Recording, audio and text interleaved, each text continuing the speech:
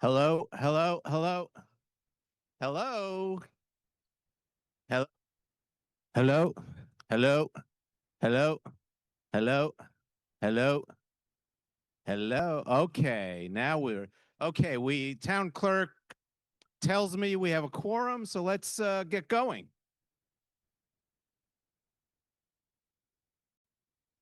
Please take your seats.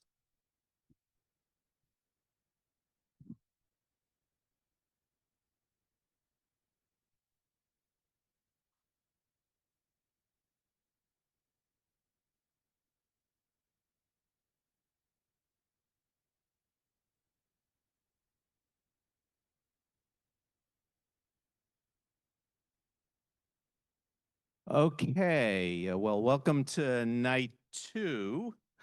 And before we get started, I'll just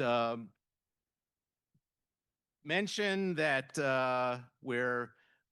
this is the rule book that we go by.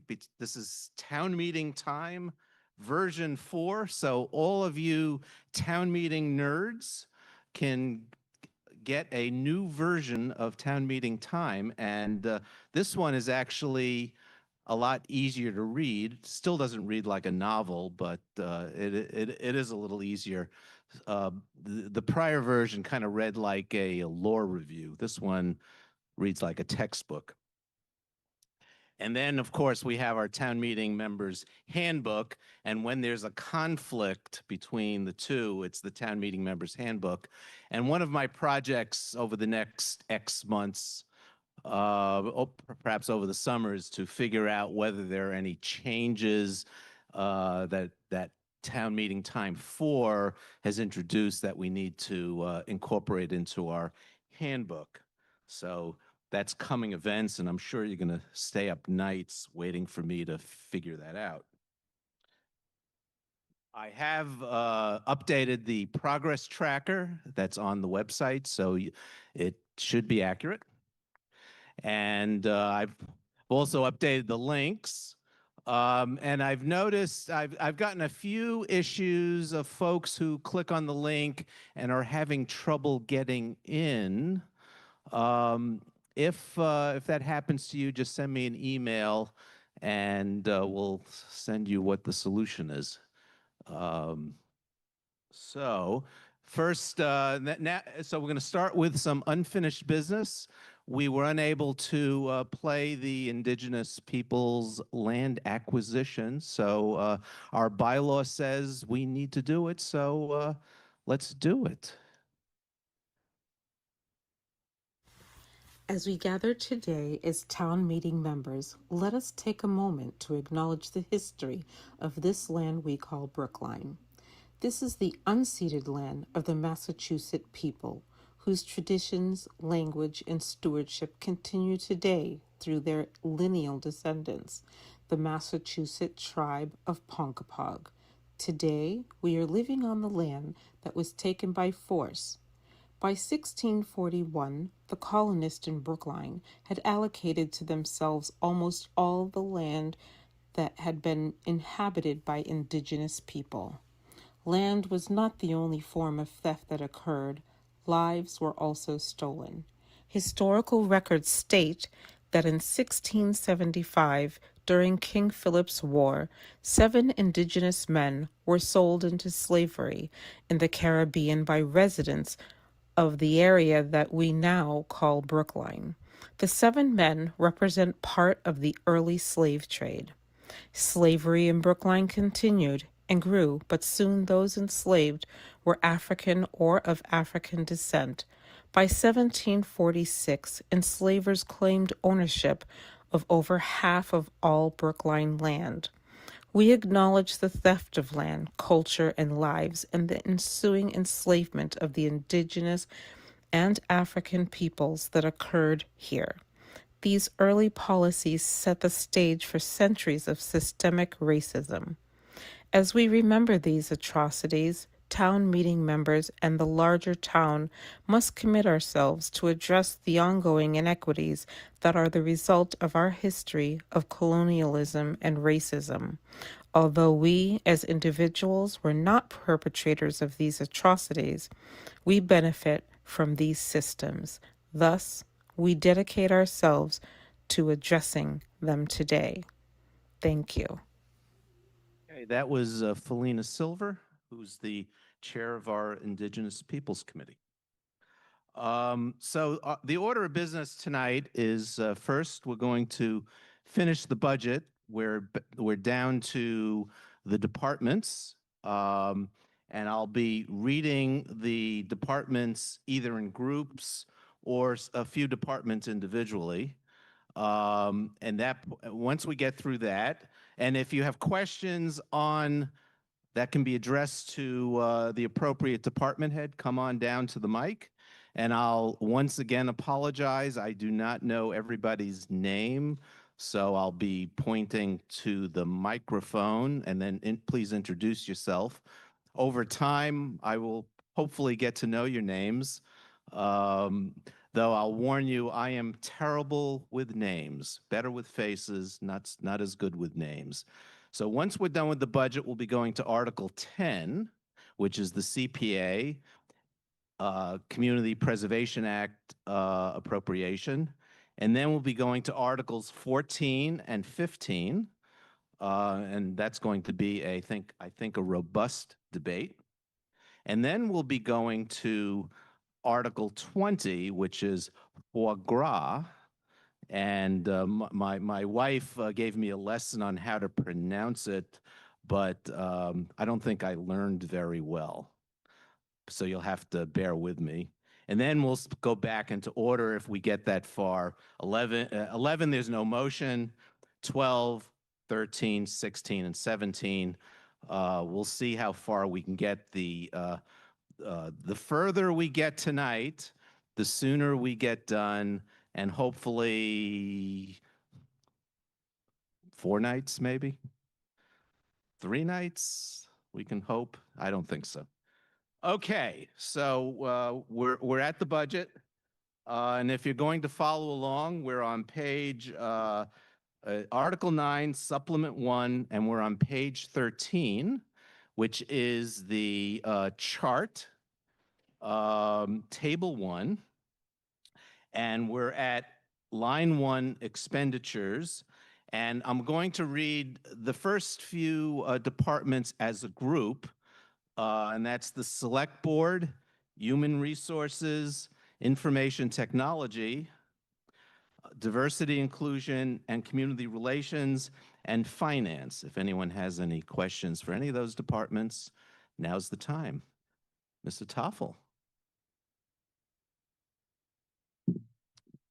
Good evening, Mr. Moderator. Mike Toffel, Precinct 8 Town Meeting Member. I have a question for the Finance Department to seek an update from the town meeting bylaw passed in 2022, asking for information to be provided annually about what pilot revenue we are seeking and have received, and also an update on the Moderators Committee that published its final report a year ago, asking the Select Board and the Finance Department to redouble their efforts on seeking pilots. Thank you. Mr. Heineman, is that you? Introduce yourself and proceed to answer the question. Good evening. Lincoln Heineman, the Town's Director of Finance. Thank you for the question. So to the second part of the question first, perhaps. As Mr. Toffel said, the Moderators Committee on Pilots, of which I was a member, as Mr. Toffel was, gave its report. That report was given to the Select Board. The parts of that report that, again, sought to encourage reaching out to tax-exempt entities in Brookline to seek further participation from those entities that don't participate in payment in lieu of taxes agreements has occurred. There is now annual reach out to all of those entities that do not currently participate in pilots. There has been some interest, but to be frank, not a lot. Participating in pilots is entirely voluntary. If an entity is tax exempt, it is not required to make any payment to the town in lieu of taxes. To the first question regarding the annual update, there was some information provided that a further annual update from the assessing division is being prepared now for this year. The bylaw requires that it be presented on the website annually, and that will be up soon. Thank you. Mr. Ananian? Hello, Scott Nanian, Precinct 10, and a member of the Police Commissioners Advisory Committee. On the PCAC, we've been inquiring for a while about the use of artificial intelligence technologies on the police side, and we've been told that the town has an AI policy that they are developing. Since that is of general interest, I thought I'd ask for a quick update from IT, and I apologize, I did not warn anyone in advance about that. And who is Feng Yang?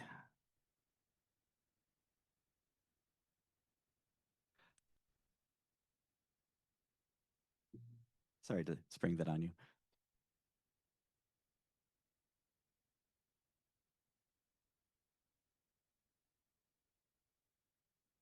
Introduce yourself and then answer the question.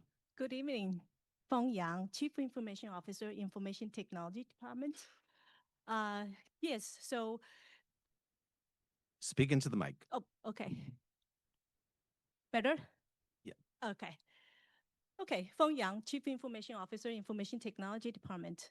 Yes, AI, everybody's hearing it. Our grandmothers are hearing it, and definitely it's here, and it's only going to get better. So the town has really, we have spent some time since a year and a half ago, looking at, the risks. There are a lot of risks and also there's a lot of benefits. So we have developed a draft Gen AI policy that's been going through a reviewing process. We're still modifying it because this space is changing quite rapidly. We also developed the guidelines because we know people are using it. So guidelines are developed. They're published on the internet.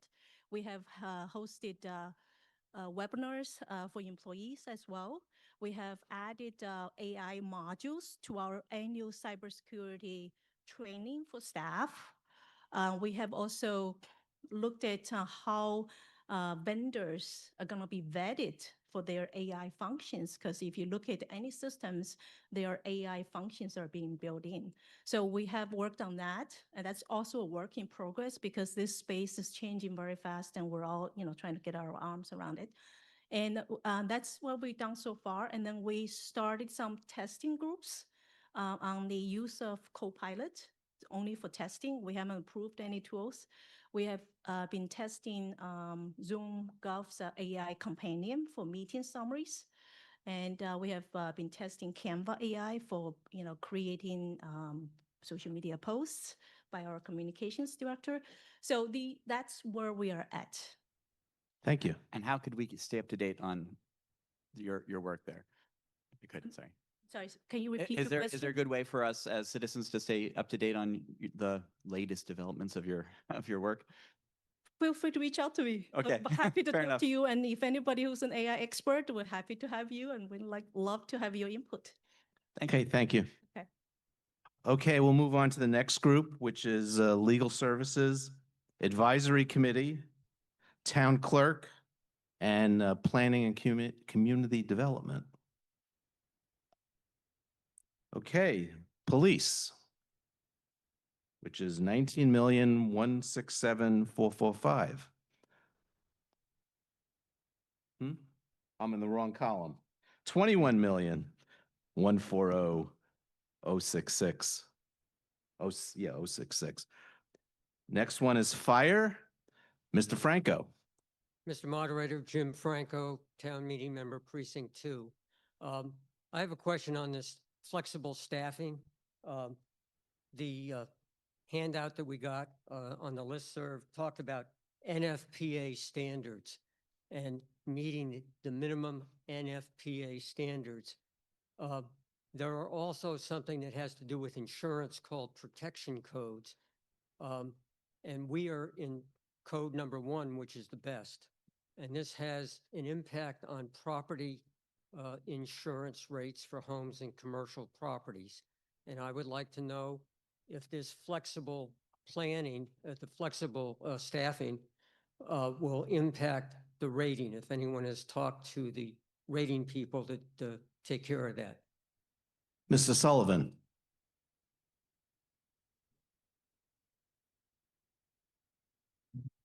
Good evening, John Sullivan, Fire Chief. Thank you for your question. Yes, thank you for reaching out today. I did reach out to the ISO Insurance Services Organization with your specific question. As it is our intention to, even under the flexible staffing plan, to meet the requirements of 1710 for the low hazard structure fire occupancies, there should be no impact to our ISO rating. Thank you. Thank you. Ms. Murphy. Thank you. Excuse me. Thank you, Mr. Moderator. Jocelyn Murphy, Precinct 16. I couldn't help but notice the firefighters who are in the room and outside. And I didn't have a chance to read all of the material that the town administrator provided, but I read some of it. I was somewhat surprised that the town is considering unilaterally implementing a change in the staffing in the fire department. And my question is, are there other communities in Massachusetts that have implemented this flexible staffing model that the town is planning to implement? And I have a follow-up question, depending on the answer. Mrs. Sullivan? I presume you were the right person. John Sullivan, Fire Chief. So in essence, the flexible staffing model is not in function as it is written to you, in that there are very few communities that have mandatory minimum staffing in their contracts. And so this version of what we're proposing is a kind of a hybrid model between where most departments are, and that is that they don't have a minimum staffing in their contracts, so they, as a function, run at a minimum of 2-in-1 staffing on their vehicles, the majority of communities around us. There are a few communities that do have contractual language for 3-in-1. Most of those communities, with the exception of Boston, have some sort of a hybrid model. Newton, for instance, has a 3-in-1 on their ladder trucks, and then their engine companies during the months of January, February, and March have 3-in-1. Otherwise, they can run to 2-in-1. Weymouth has 3-in-1 on their engines, but their ladder has 1-in-1. So there are different flexible models, if you will, that it can be put to use in any given community. So then is this nomenclature sort of new? Is it something that's been created? I guess is the answer no? Other communities don't have flexible. Well, they do, in that it depends on how many people show up to work. So if they have the staff, they could run 3-in-1, they could run 2-in-1, they could run 4-in-1, which is what we're proposing as well. Depending on how many people show up for that given shift, we would never go below 2-in-1 and 3-in-1 at our Station 6 because of its proximity being so far out from the rest of the community down there. But at any given time, our companies, because we are staffing at 4-in-1, in that's how many people we assign to the vehicles, depending on how many people come to work on any given day, the chiefs would have the flexibility to either staff at the minimum of 2-in-1, but if there are more people, each of those trucks would then be augmented up to 3-in-1, potentially 4-in-1. My last question, Mr. Moderator. So I understand that this is an issue that is of great concern to the union regarding safety. So are there any reports or data that you're relying on to change from what has been in place in the contract to this model? So the reports are in the NFPA and NIST reports. NFPA is a standards committee, which gives best practices. And I have no doubt that the best practice is to maintain the 3-in-1 model. If I had all the money to do that, I would maintain it, have for the last 7+ years, and would continue to do so. At this point, I've been before the advisory committee for the last 5 years looking for reserve fund transfers. It's been made clear to me by the advisory committee that this is not sustainable. I've taken all of the soft, if you will, approaches to be able to meet and reduce that overtime deficit. It's just not going down as much as we need it to close the budget gap.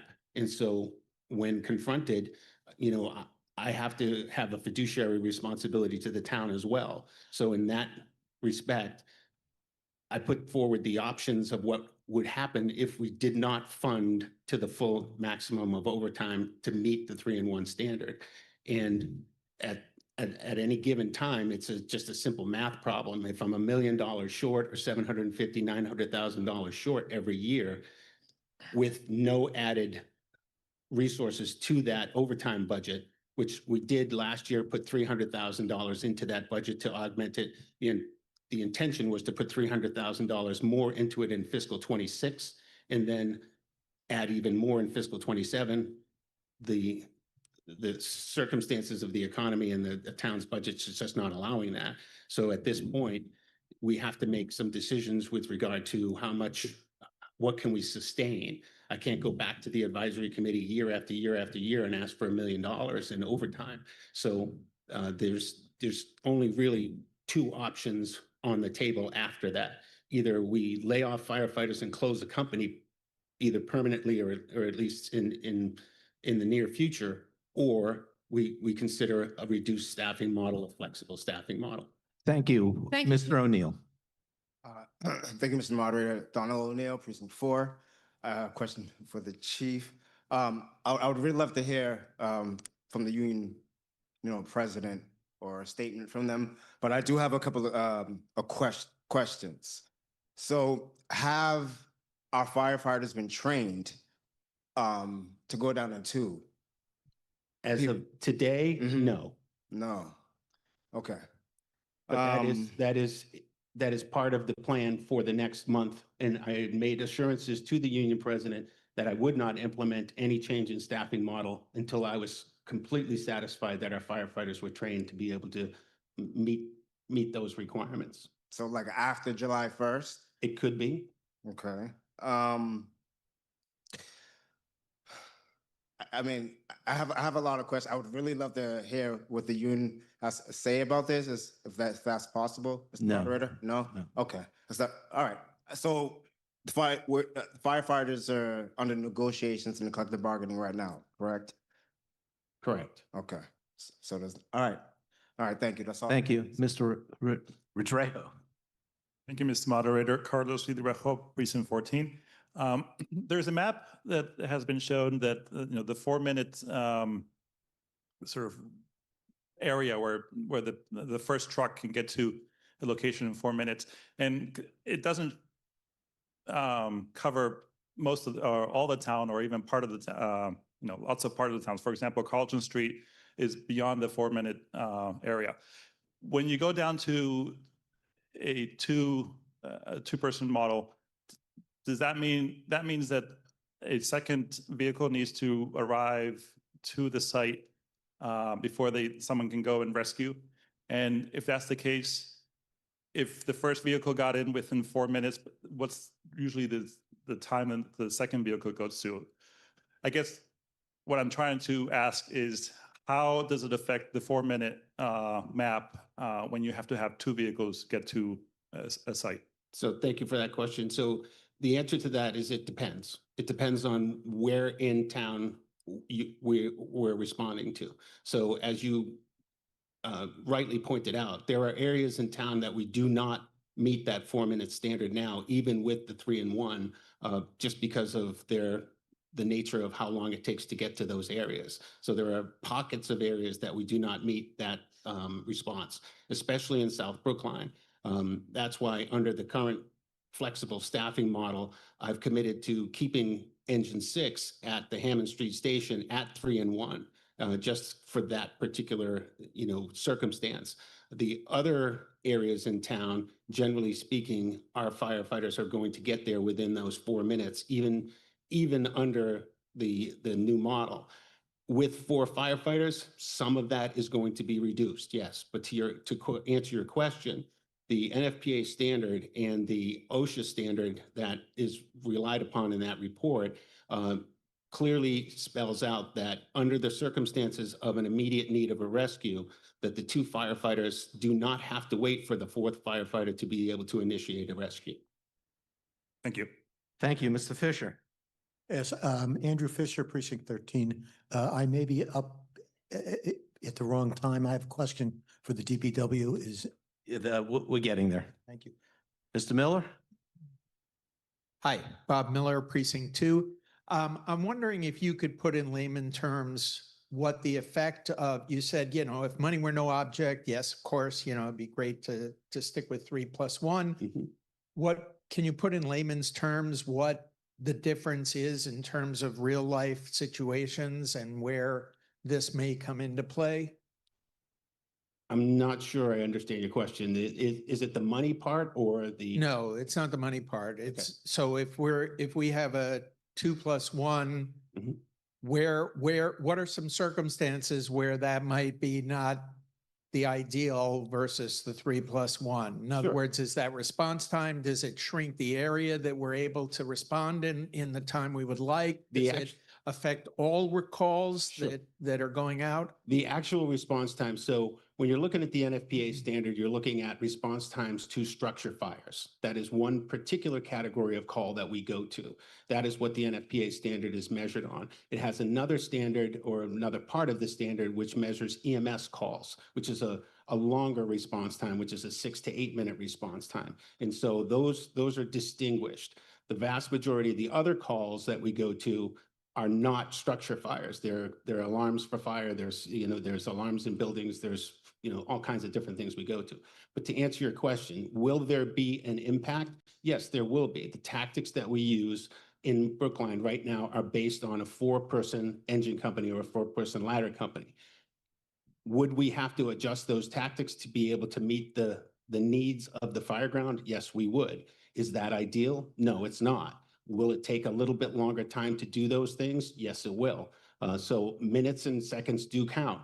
I've never, stood before anyone and said that they don't. And that's why my first position is I would love to see the town fund this to the maximum. That has been and continues to be my first position.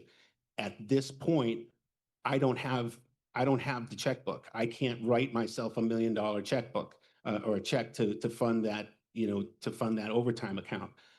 I brought it up 5 years ago in front of the advisory committee and said, the overtime budget is not funded correctly. It is underfunded. We need to do something about that because it's going to get worse. It did. Eventually, we added that $300,000 with the expectation of adding another $300,000 till we get to a model that the Metro Fire uses to say 10% of your personnel costs should be your bottom line for overtime costs. At this point, that would be about $1.7 million. I have $1 million. That's what I have right now. At this time in the budget, right now, as of this week, or as of the beginning of May, I should say, we're at $1.5 million. So I'm $500,000 short at the beginning of this month. I haven't done the calculation. Maybe Charlie has done it already to give you a better update. But to answer your question, yes, it does have an impact. There's no doubt about it. There are seconds and minutes that are impacted. Thank you. That answered my question. Appreciate it. Thank you, Mr. Vitolo. And I'm hoping that we could cut off fire with the folks who are at the microphones now.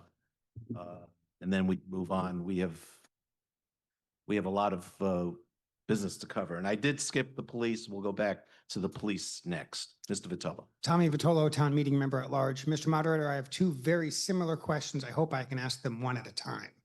The first question, which might be best answered by the chief, is this.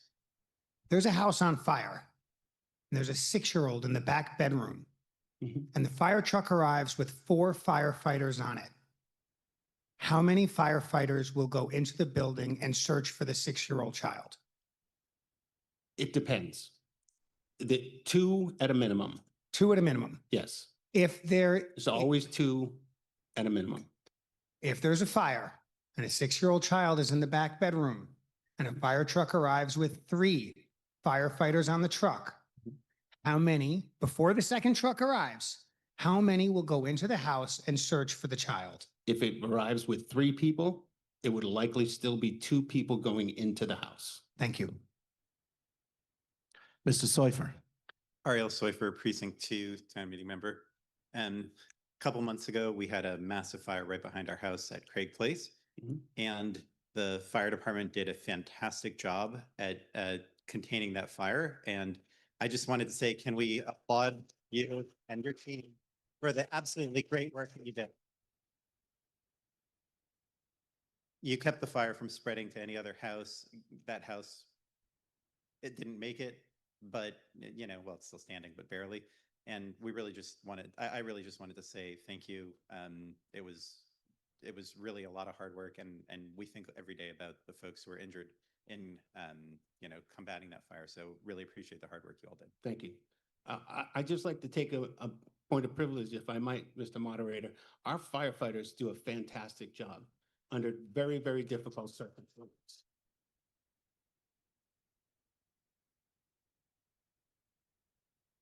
I've been at this for 38 years now, and I served for 30 years in the city of Worcester with some outstanding firefighters. And I have never been more proud in my career than to be the chief of the Brookline Fire Department and to serve with and for the members of this department and this community. I have the responsibility to do 2 things, to keep our citizens and our firefighters safe and to also manage the department budget. I need to give the advice to the select board and to the town administrator as to how to maintain all of that. And I'm trying to kind of walk the line and do my very best to say, if all things were equal and the funds were there, this is what I would prefer. I would prefer that we kept our staffing the way it is, because it is the safer, more efficient way to do business. And I would never change that. I've been here for 8 years now, or going on 8 years, and it never once occurred to me to even change it because it was always funded. At this point, I have to give, you know, my best recommendation, and laying off firefighters and closing a company is not an option for me. That some other chief in the past may have said differently, but that is not, the Matrix report from 2010 affirms that at some point, the town of Brookline was going to come to this position when fiscal, you know, constraints were what they are. And the best thing for us to do is not to close a company, because the chief at the time said that's what he would rather do. That report clearly stated and affirmed what I'm saying is, if you have to do something, keep all your companies open and reduce your staffing to meet that budget cap. So. Thank you. Mr. Klein. Thank you. Jonathan Klein, town meeting member, precinct 17. I have a question on a very different topic. When I walk by some of our senior housing complexes or nursing homes, and there's often a case where someone seems to need to be brought out on a stretcher, I often or almost always see a very large fire truck, 1 or 2 police cars, and 1 or 2 EMT vehicles. And that seems to me, as a layperson, excessive.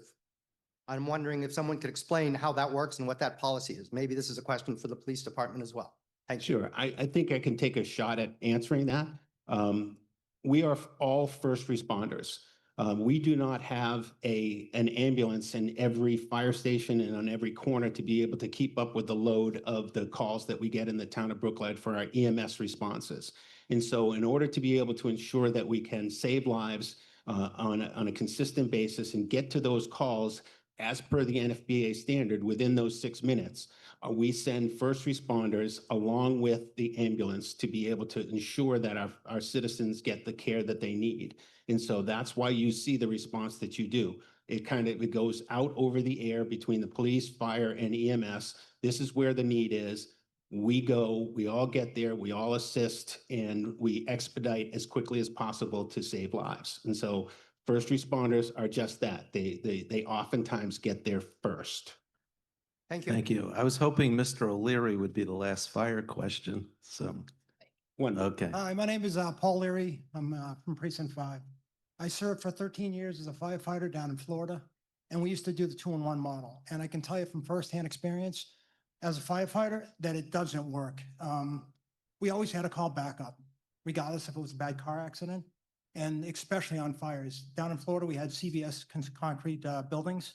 So the fire load is not like it is up here in the Northeast. We have heavy timber.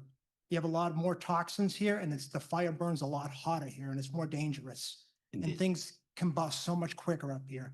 So to go down to a 2-to-1 model from my point of view, because I lived it, is really, you're really risking it, because if you get in a bad situation and you're waiting on another unit because you only have two guys in the back and one in the front, and like the selectman was saying, if you got a couple people trapped inside, 9 out of 10 times, you're going to send 2 people in, but then who's going to be waiting for the next unit to come in?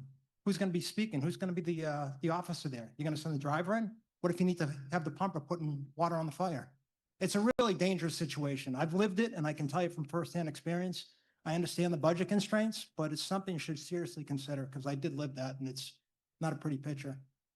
I can't disagree with anything you said. Priestley.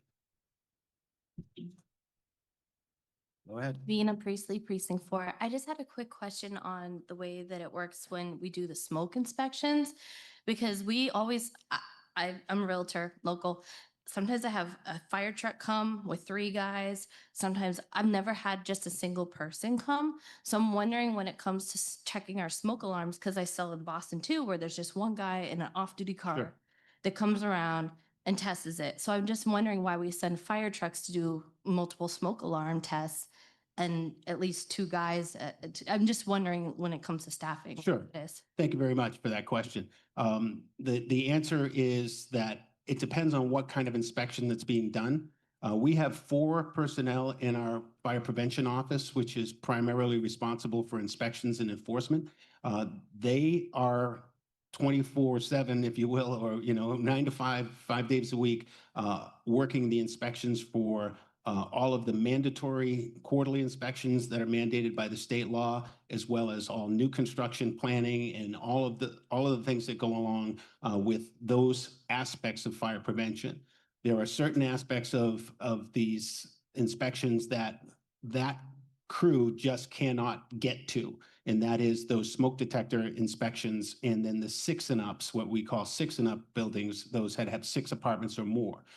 What it also does, though, for our firefighters is it puts them in the buildings to be able to do an analysis of those buildings pre-fire inspections. So it's not just that they're there to check your smoke alarm. They're also checking the layout of the building, where the systems are, how they would approach the building if it was on fire. So it has a twofold benefit. You get your inspection, and our firefighters get to do a little pre-fire planning as well. So the reason is, if we had more staff in fire prevention, could we send the single person out? That was the model that I had when I worked in the city of Worcester, but we had 24 people in the fire prevention office, so it could be done that way. We just don't have that model here. Okay. Thank you. Mr. Rosenthal has a question on police. I think we're done with fire. Thank you, Chief Sullivan. Yeah, thank you, Mr. Moderator. I'm Marty Rosenthal, Precinct 9. I do have a question, if I could, for Chief Pastor. I'm not sure if you went by it, but anyway, I was asleep with the switch on my remote. May I make a brief comment about the first responder question?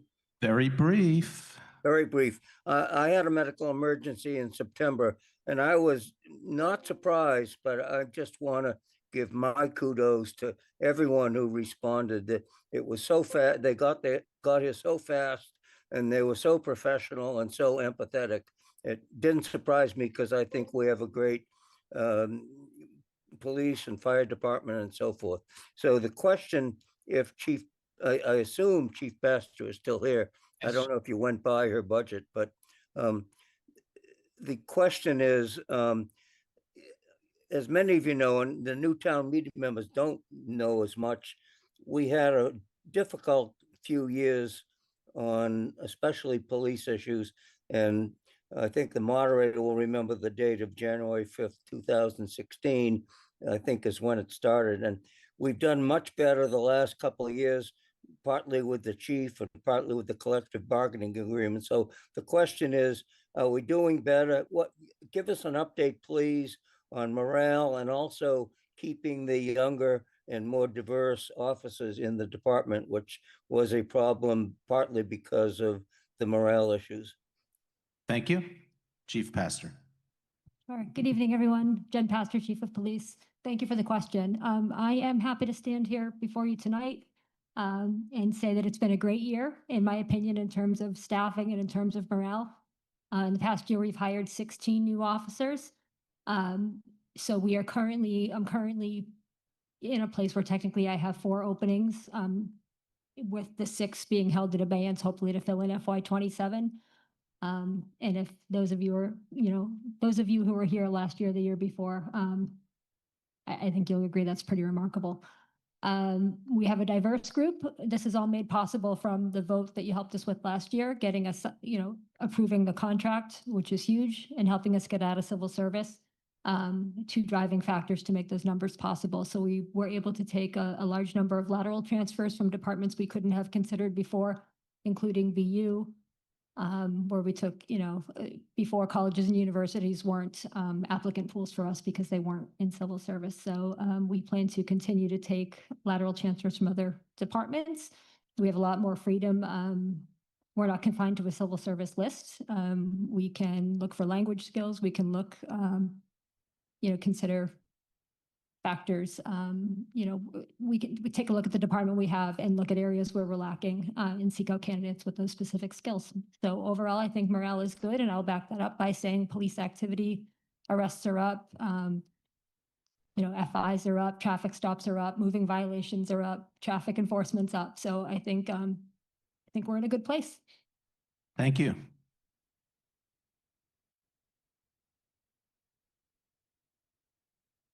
I think we can move on to the building department. Public Works. I saw Mr. Fisher who was up here, but Mr. Davis, and then Mr. Fisher. Jonathan Davis, Precinct 17. And let me just interrupt. No questions on sanitation, please. We had an hour last night on sanitation. Okay, go, Mr. Davis. Okay, Jonathan Davis, Precinct 17. I have a softball question. At the intersection of Webster and Beacon Streets, there used to be a really beautiful sculpture of a turkey. That is now missing. I assume that there are good reasons why it's flown the coop, but people in my neighborhood are asking what happened to it. Do we know about the mystery of the turkey? Ms. Mooney from the Planning Department. Good evening, Meredith Mooney, Economic Development Director. Thank you for the question. I can circle back with an official confirmation, but I think there was some issue in terms of some chipping or erosion of the paint. So there's some sort of a repair going on. So I think the intention is to return the turkey after it's been restored. Thank you. Mr. Fisher. Thank you, Andrew Fisher, Precinct 13. This is for the DPW Commissioner. It's a question that she's already answered for me, but we both suspect that there are other people that have the same question regarding the condition of Beacon Street between Coolidge Corner and past Washington Square. That's been like that for a while. I appreciate that the Commissioner invited me to ask the question so she could give a broader answer.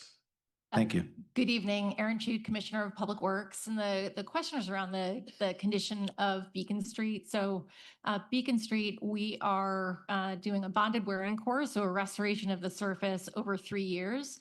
Last year, when we did 1/3 starting at Cleveland Circle, we currently have the middle portion that is milled. So it was milled. Following that, there were some structure adjustments, and then they went in and did some leveling and a little bit of work on that base surface. And we are scheduled for the paving to start next week. We had intended and hoped for that to be started earlier, but as you know, we have had a very wet spring. So it's really just been the rain that has delayed that final coat, but we'll do that. And then the striping will be coordinated after that. Thank you. Ms. Murphy. Thank you. Jocelyn Murphy, Precinct 16. So like my co-petitioners of the Leibovitz Amendment, I would like to thank you, Erin, and your staff for doing a really terrific job in Brookline, keeping our parks beautiful and our water clean and, you know, all of the things you do. My question is about the Muddy River oil release that took place in January. I'm wondering if there has ever been an identification of the cause of that oil release, and if not, if any steps are being taken to hopefully prevent something like that in the future. Thank you.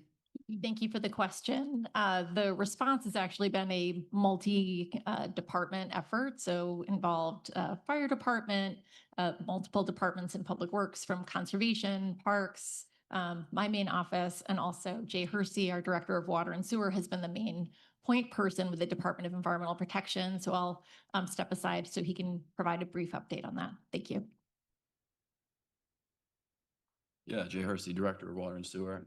Thank you for the question.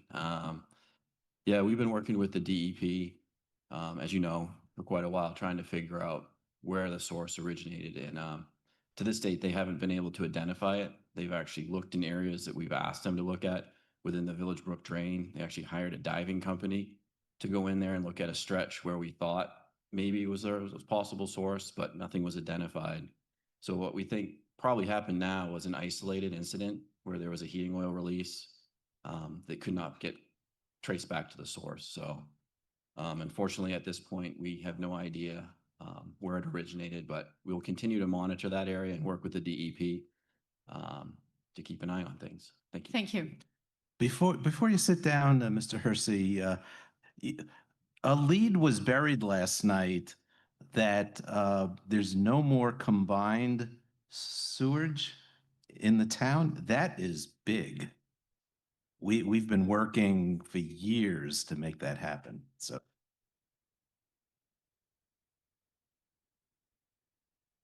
Mr. Lowenstein. Yes, Mark Lowenstein, Precinct 12. This question is about Washington Street. I know that this is in advance of the larger project that I know is slated to start in a couple of years. The street was resurfaced, I think 2 or 3 years ago, and then unfortunately there was a utility project that sort of dug it up again, and then there was, I think, a commitment to resurface the street when the utility project was completed.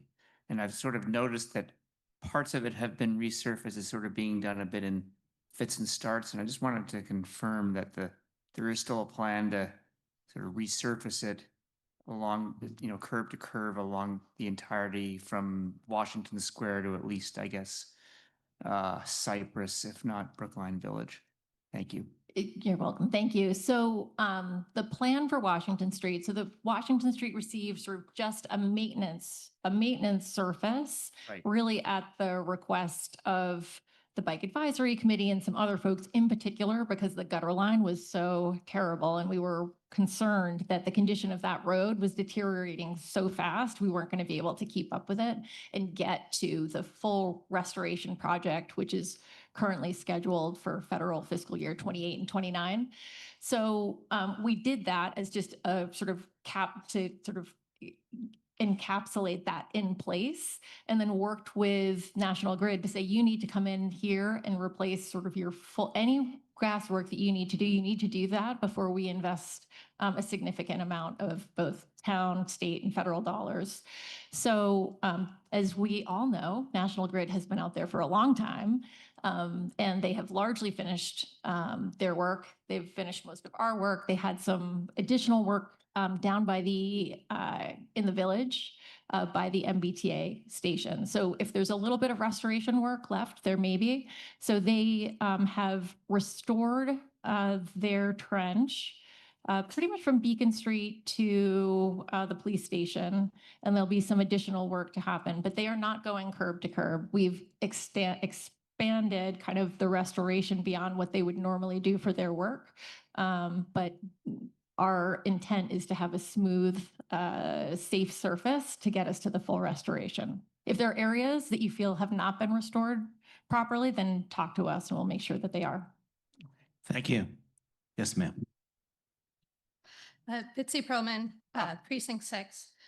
It's two unrelated questions. One, following on to that, I was wondering if there are things the town can do to get utility providers to do work before we resurface a road to like really put pressure on them so we don't immediately cut it up. And then the other one is speaking of the Muddy River, I think this town does an excellent job removing Japanese knotweed from our side of the river, but Boston doesn't do such an excellent job on their side of the river. And I was wondering what communication we've had about that. Okay, two Totally unrelated. unrelated, but both great questions. So regarding the public utilities, we couldn't agree more. We meet with National Grid every 2 weeks. We meet with Eversource every 2 weeks. We provide them with our 5-year capital improvement plan. They provide their plans to us as well. And what we've often found, if they'll get emergency leaks, there are certain things that they are required to go in and repair. So for any of our larger projects, they have advance notice. We are pushing on it. We are telling them that we need them to get in there. We don't want to adjust our schedule. But there are times when Grid says, we didn't know we had this problem, but now we have X amount of feet we need to restore. We'll prioritize it, but we'll get it done now, and it can delay some of our work. And one of example is we had Hammond Street on our schedule for this year, and National Grid has gone out. They identified some problems. They're fixing that, and that's going to either push us to the end of this year or the beginning of next. So I will say we work very closely with them. We understand the frustration. We feel that as well, but we are pushing. And we also push very hard for the restoration in our 5-year moratorium, which then requires curb to curb if they come in and damage pavement that we've restored. Regarding the Japanese knotweed, we work with Boston. Boston has had some recent turnover just in their Parks and Recreation Department, but we work closely with the Emerald Necklace Conservancy, who has a whole volunteer corps that does a lot of invasive management. So our team works with them. They also work with Boston. So we'll continue to push for kind of the work of invasive removal throughout the Emerald Necklace, because it's really critical. Thank you. Yes, ma'am. Thank you. I'm Bettina Neufind. I'm a town meeting member from Precinct 1. I have two unrelated questions that are sort of strung together by my bicycle commuting experience. One of which goes back to the resurfacing of streets. And obviously it makes sense that big arteries like Beacon Street would be the priority for resurfacing. But it put me in a mind of some of the smaller, more residential streets that have been patched sort of many times over. And I do my best to report the potholes on Brook Online, and it's super responsive and really great, and I love it. But the bumps that ensue are often sort of like an inverted pothole. And, when like on Freeman Street, sort of between Amory Park and running up through Babcock, it's sort of a cobblestone-y type sort of bumpity bump ride. And I guess I was wondering if you could speak a little bit just to what the process is. One, in terms of, if it is possible to do the patching in a flatter fashion so that it, is sort of less disruptive, and or, sort of how smaller residential streets fit into the long-term planning for resurfacing. And then the second question, I think, is for Amy Ingalls about the intersection. Why don't let's hear the first question, hopefully quickly. Okay, I will try to answer that one quickly. So we have I think Freeman's a great example. Actually, I was driving that the other day, having the exact same experience. I think that there's a difference in pothole repair versus patching. So I think we should look at that to see if we can include that in our patching contract. We have a cost benefit value approach that we take to our pavement preservation program. It's all based on the condition index. We do a full survey of all streets throughout town. We're actually due to update that this year, and then we apply this model so that the town gets the best value for its dollars. So that's our approach. That's the best practice. And we will move as fast as we can with the dollars that we have to get to the roads following that model.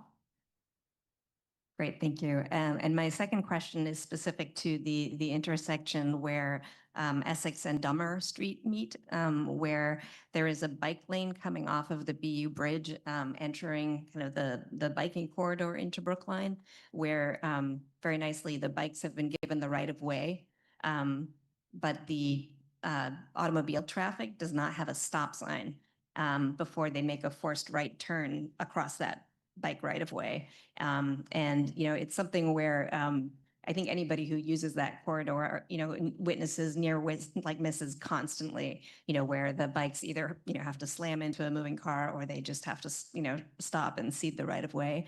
And Amy had, you know, we had some meetings about this, and apparently there are some federal regulations requiring crashes before signage can be changed, which, you know, as a biker, you know, that just does not seem like a good trade-off.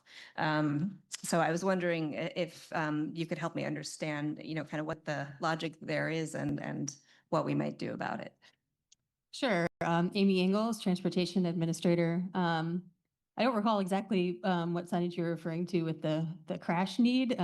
Potentially a stop sign. I seem to remember we talked about a stop sign on a side street. Right. So for stop signs, yes, there are federal requirements, criteria that need to be met. Crash history is one of them, but it just has to meet one of the set of criteria, and that is just one of the sets. So if I remember correctly, that was just a side street that was a little ways down from the intersection you just mentioned. Is that correct? Oh, sorry, I was referring like specifically to the BU Bridge, you know, that comes straight off the BU Bridge and into Brookline. Okay, you kind of made the point. Can you do this offline and?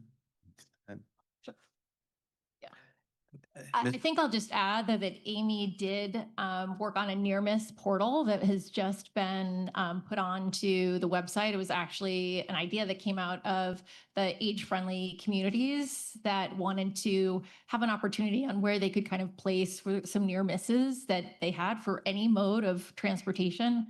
So that is now on the website, and I think an opportunity to kind of just share that information into staff. So I want to thank Amy and her staff for putting that together.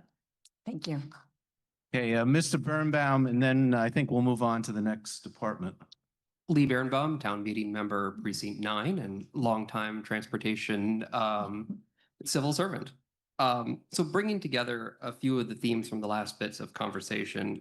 Last night, we heard a lot about trusting the expertise of DPW staff, since they are, in fact, experts. I know there's been a lot of fear spread about our complete streets plan across town and on Washington Street in particular. Can you clarify if DPW has used any less expertise in developing that proposal than the one that was discussed last night? If DPW has used less expertise for the Washington Street corridor, no, we have not. Okay, thank you. Thank you. I'll remind folks, if you have very specific questions about specific intersections, there's always the DPW forum that happens a few weeks before town meeting. So I hope folks will take advantage of that going forward. Okay, so the next group of departments is the library, Health and Human Services, Veteran Services, and the Council on Aging and Recreation. And then there are lines for Personnel Services Reserve, Collective Bargaining, town, and the subtotal for the town is 142,792. Oh, that's the school budget. Okay, sorry. So the next one is the school's budget. Mr. Toffel. Sorry, I'm a little late. I was trying to get in for the recreation department budget. Okay, recreation. So in the AC chair's budget review, when he was introduced. Oh, who are you, Mr. Sorry, Toffel? excuse me, Mike Toffel, Precinct 8 Town Meeting Member. He very clearly laid out a history of town meeting asking over many years for studies to be done, feasibility studies to be done for an outdoor pool, and yet that has still not been done. I'm wondering whether the money is in the budget this year, finally, for the recreation department to have the resources to actually convey and conduct that study that town meeting has so often asked for. Thank you. And who is Tim Davis, Recreation Director?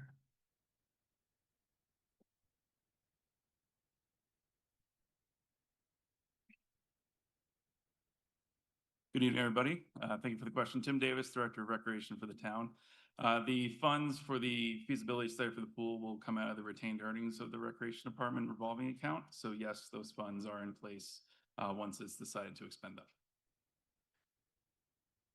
Mr. Golden, schools or? Yeah. Okay, Mr. Lowenstein, For recreation. Recreation. Okay, we'll come back to you, Mr. Golden. Mark Lowenstein, Town Meeting Member, Precinct 12. This is a question for the Recreation Department. Has to do with the renovation of Amory Park. And I know that that project is being done this year. I think it was for this year's budget, including the full renovation of the Amory tennis courts. And I just wanted to ask whether that project is sort of on target in terms of its timing. The Amory courts are closed for the entire season, and my understanding is that a contractor has not been yet chosen for that project. And again, I just want to get some comfort that that project will be done this year. Thank you very much. Thank you for that question. I'm going to defer to Alexander Vecchio with Parks to expand on that. Ms. Vecchio. Hi, good evening. Alexander Vecchio, Director of Sustainability and Natural Resources, former Director of Parks and Open Space. I'm pleased to share that we do have a contract in place for our work at Amory Playground, and that work will commence in the coming weeks. Mr. Tuckman, remote.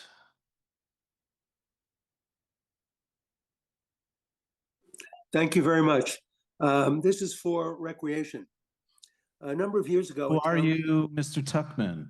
I should remember. Jerry Tuckman, Precinct 9. A number of years ago, I had talked with the Recreation Department and actually folks at the Golf Enterprise about how Newton had a senior golf program which was very strong. And some of the people who were participants, like me, were actually seniors from Brookline.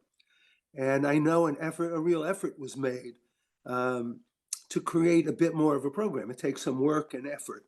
But I'm just wondering if any of that is continued, what the results of that were, and whether there's any thought to build on that. Thank you. Mr. Davis. Thank you for that question. When it comes to senior programming specific, I unfortunately can't speak directly to it. I know that Justin Lawson and his team at the golf course do have many leagues, including a senior league. I do know as well that we've made efforts in providing senior discounts when it comes to playing the course for 9 and 18 holes. So the senior community and the use of the golf course by the community is at the front of our minds year over year. Mr. Penzel. Mark Penzel, Precinct 2, Town Meeting Member. I'm following up on your answer to the pool question. You said you used language at the end saying once the decision, the money is there, once the decision is made to expend it. Can you commit that you will expend the money, the funds this coming fiscal year for that feasibility study?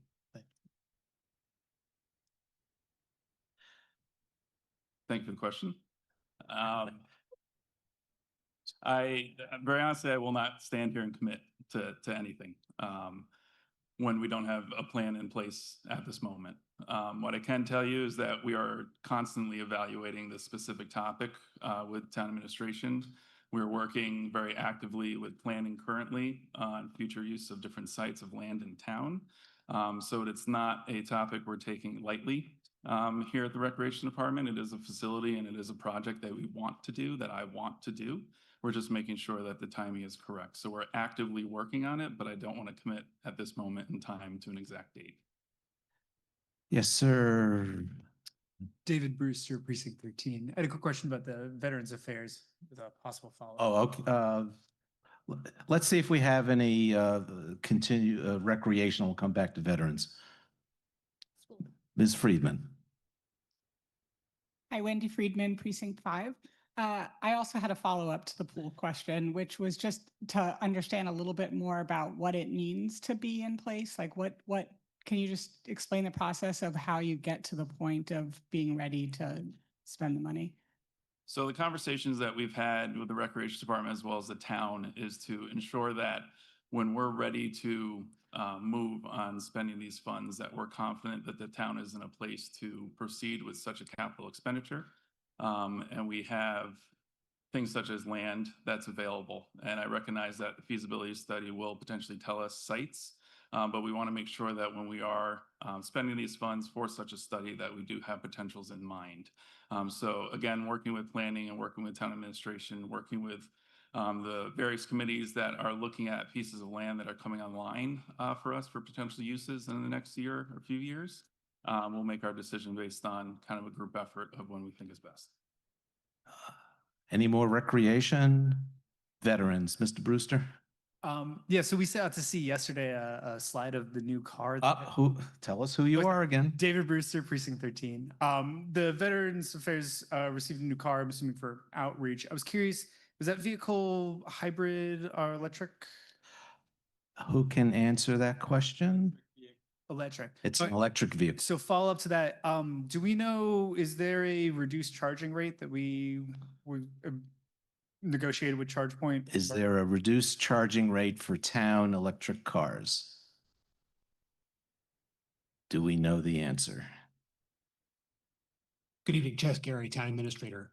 We have our own internal charging stations that we don't have a charging rate at all for in Town Hall and other locations, for example, at the Municipal Service Center. So we have an internal charging network that we use, including me. I use it. So nice. And the Veteran Affairs car gets the charge on? Yes. Cool. Thanks. Ms. Priestley, you schools and schools? Yes. Okay, I think we're ready to move on to schools. So Mr. Golden was first. Thank you, Mr. Moderator. Jonathan Golden, Town Meeting Member, Precinct 11. I'm concerned about the turnover we've seen in the superintendent's office. I'm concerned about the turnover we've seen among principals in our town and among teachers overall. So my two questions are, one, what is it that we as a town can do to help to support the retention of our teachers? And how does the budget as currently constructed reflect the desire to continue to retain these important school leaders and professionals? Ms. Frias, tell us who you are. Thank you, Valerie Frias, School Committee. On the first question, I'll take the first question, defer the second to our Deputy Superintendent.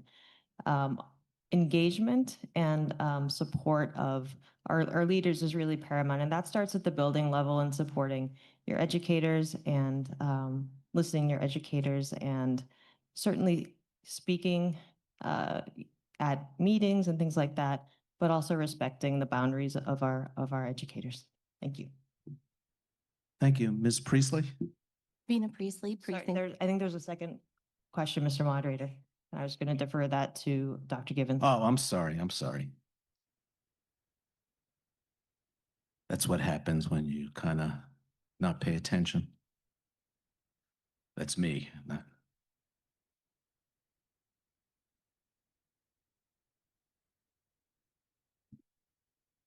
Could you clarify the second? Yes. Yeah. In the current budget, Yes. can you give examples of how it is working towards the retention of teachers, of principals, et cetera? What are funds, what are examples of aspects of the budget that will help us to continue to retain our educational professionals in Brookline? And please tell us who you are. Yes, certainly. Susan Givens, Deputy Superintendent for Administration and Finance. In our budget, we do set aside funds for memberships and professional development to help with supporting our professional staff in their roles. Because of the challenges we've had around finances, we've had to cut back severely in this year's budget around those areas, but we do have some key memberships that help support the superintendent and other principals and administrators to be able to at least stay current on matters affecting, our profession, regulatory updates and other supports that we can receive through those memberships. Ms. Priestley? Vina Priestley, Precinct 4. I just have two questions in regards to the cut of the diversity. Um, so, um, with what's going on kind of in, general around America, is there any like support that's going to be provided to these children that's kind of, um, the minorities that are being affected by this to provide support with that whole department being cut out with the diversity committee? Valerie Frias from the school committee. The vote that was taken, I don't want to speak for everybody, but I think that people leaned into the building-based support. So there are equity leads currently who were trained at the building level who will still be at the building level. There are building-based programs like that are very specific academic equity pieces like the calculus project that are still there. And then some of the pieces that the Office of Educational Equity undertook will be divided up by other offices, and that is in a bit of a to be determined phase, as there's a bit of turnover in teaching and learning right now as well. My second thing is there going to be an education piece for the community? My children are all biracial, and even in their first year of kindergarten, were being ridiculed and teased for their different hair types. And they came in and educated the kids on different hair types. So is there going to be some form of, I know you said TBD, but because it's not really, do they have anything implemented right now? On the specific, are you asking specifically about Educating the kids. hairstyles or? No, not just hairstyles. Because that, I mean, that is actually in the civil rights policy that's being discussed at policy right now. Okay, perfect. Thank you. Thank you. Yes, sir. My name is Maxim Sheinin, Precinct 6. And we are all aware of the school budget challenges, a lot of them due to special education expenses and transportation. It is my understanding that Massachusetts allows the establishment of Special Education Stabilization Fund that could help communities mitigate exactly that kind of expenses. So I'm wondering if the school committee has explored that option. I don't think that's a school committee question. I think that's a town side question.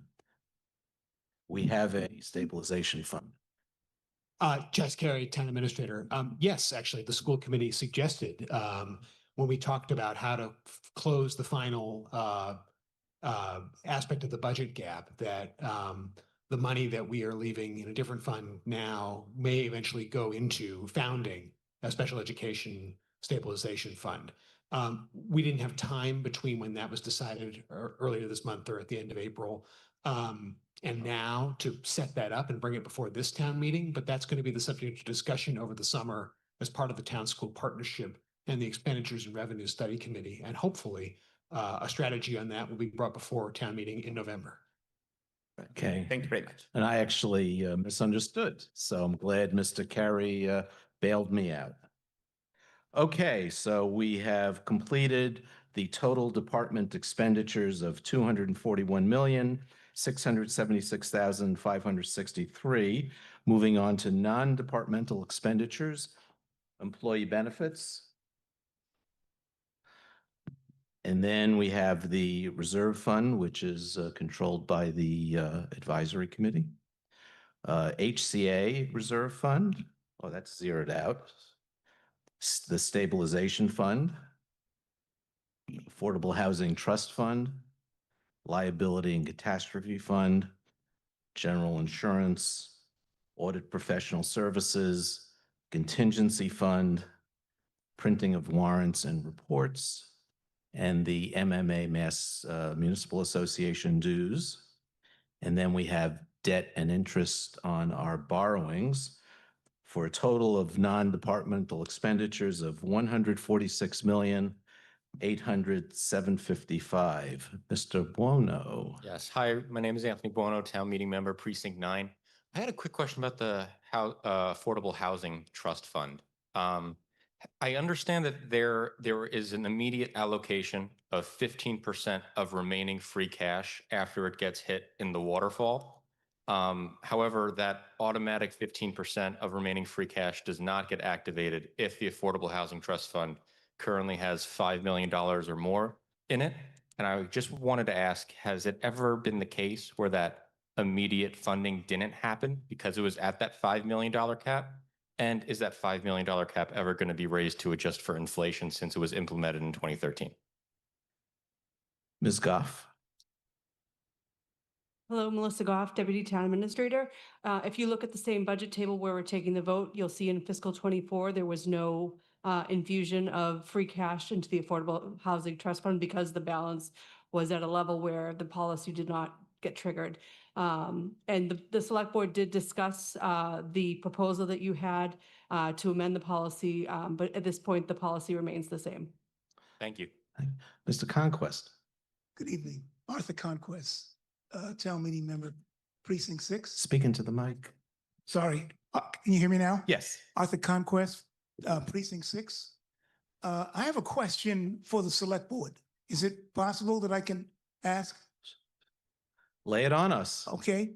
Back in January, I made a presentation to the select board and asked them if they would supply me with some information regarding a program that they sponsored. I didn't hear anything from them.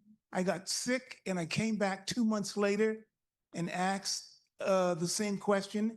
And I gave a copy of my presentation to the select board. I left a copy of that, and I hadn't heard anything.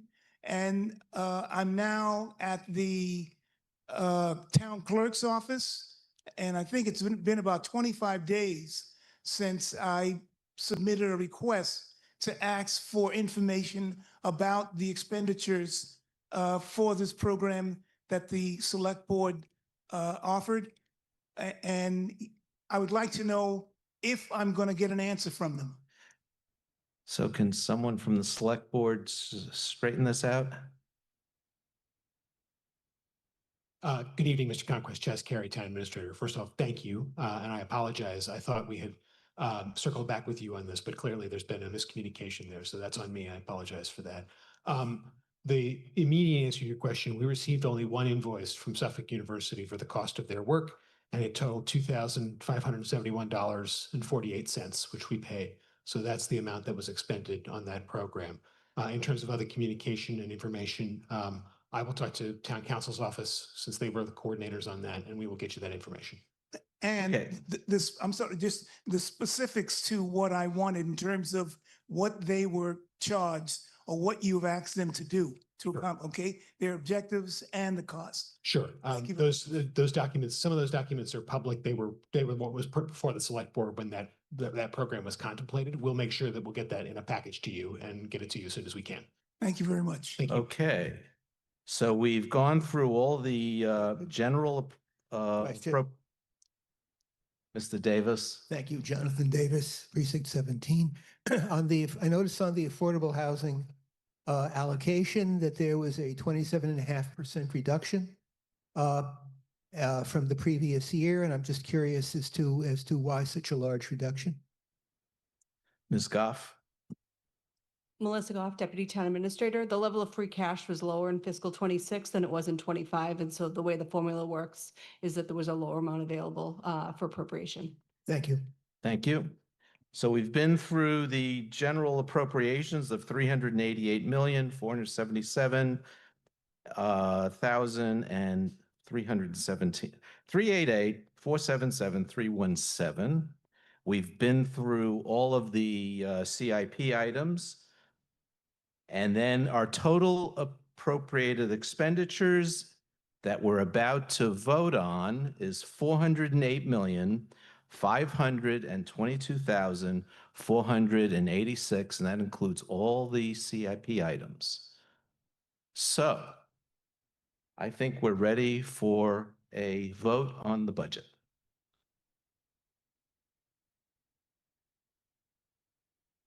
Do we need to vote on the non-appropriated, Melissa?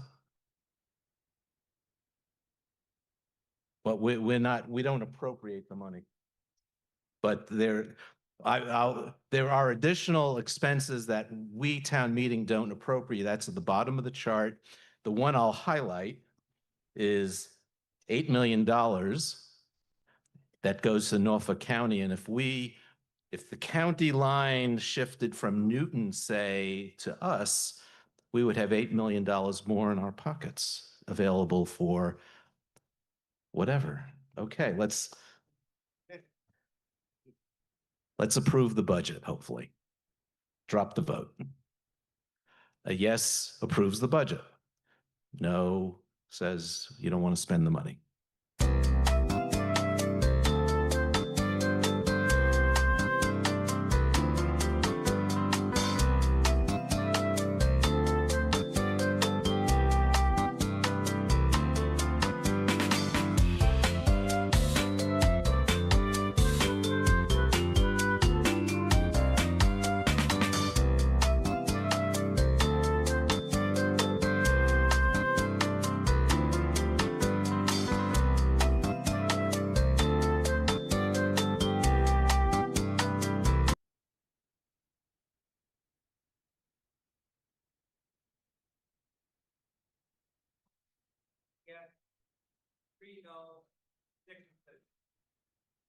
Motion passes 213, yes, 3 no, and 6 abstentions. Okay. That was the main work of town meeting. Now let's move on to more main work. And that's Article 10, which is the CPA, Community Preservation Act. And the motion is on pages 1019 to 1024. And the motion is made by Nancy Heller, who's the chair of the CPA committee, and it's seconded by John Van Scoyac. And town meeting actually has limited authority with respect to these items. Town meeting can vote to eliminate or reduce an item, cannot add an item, cannot increase an item. So with that said, hold on one second.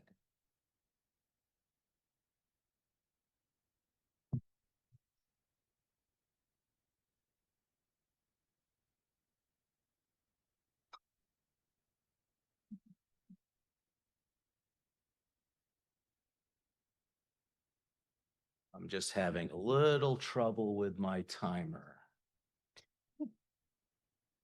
I intend to go over, Neil, so we better get it ready.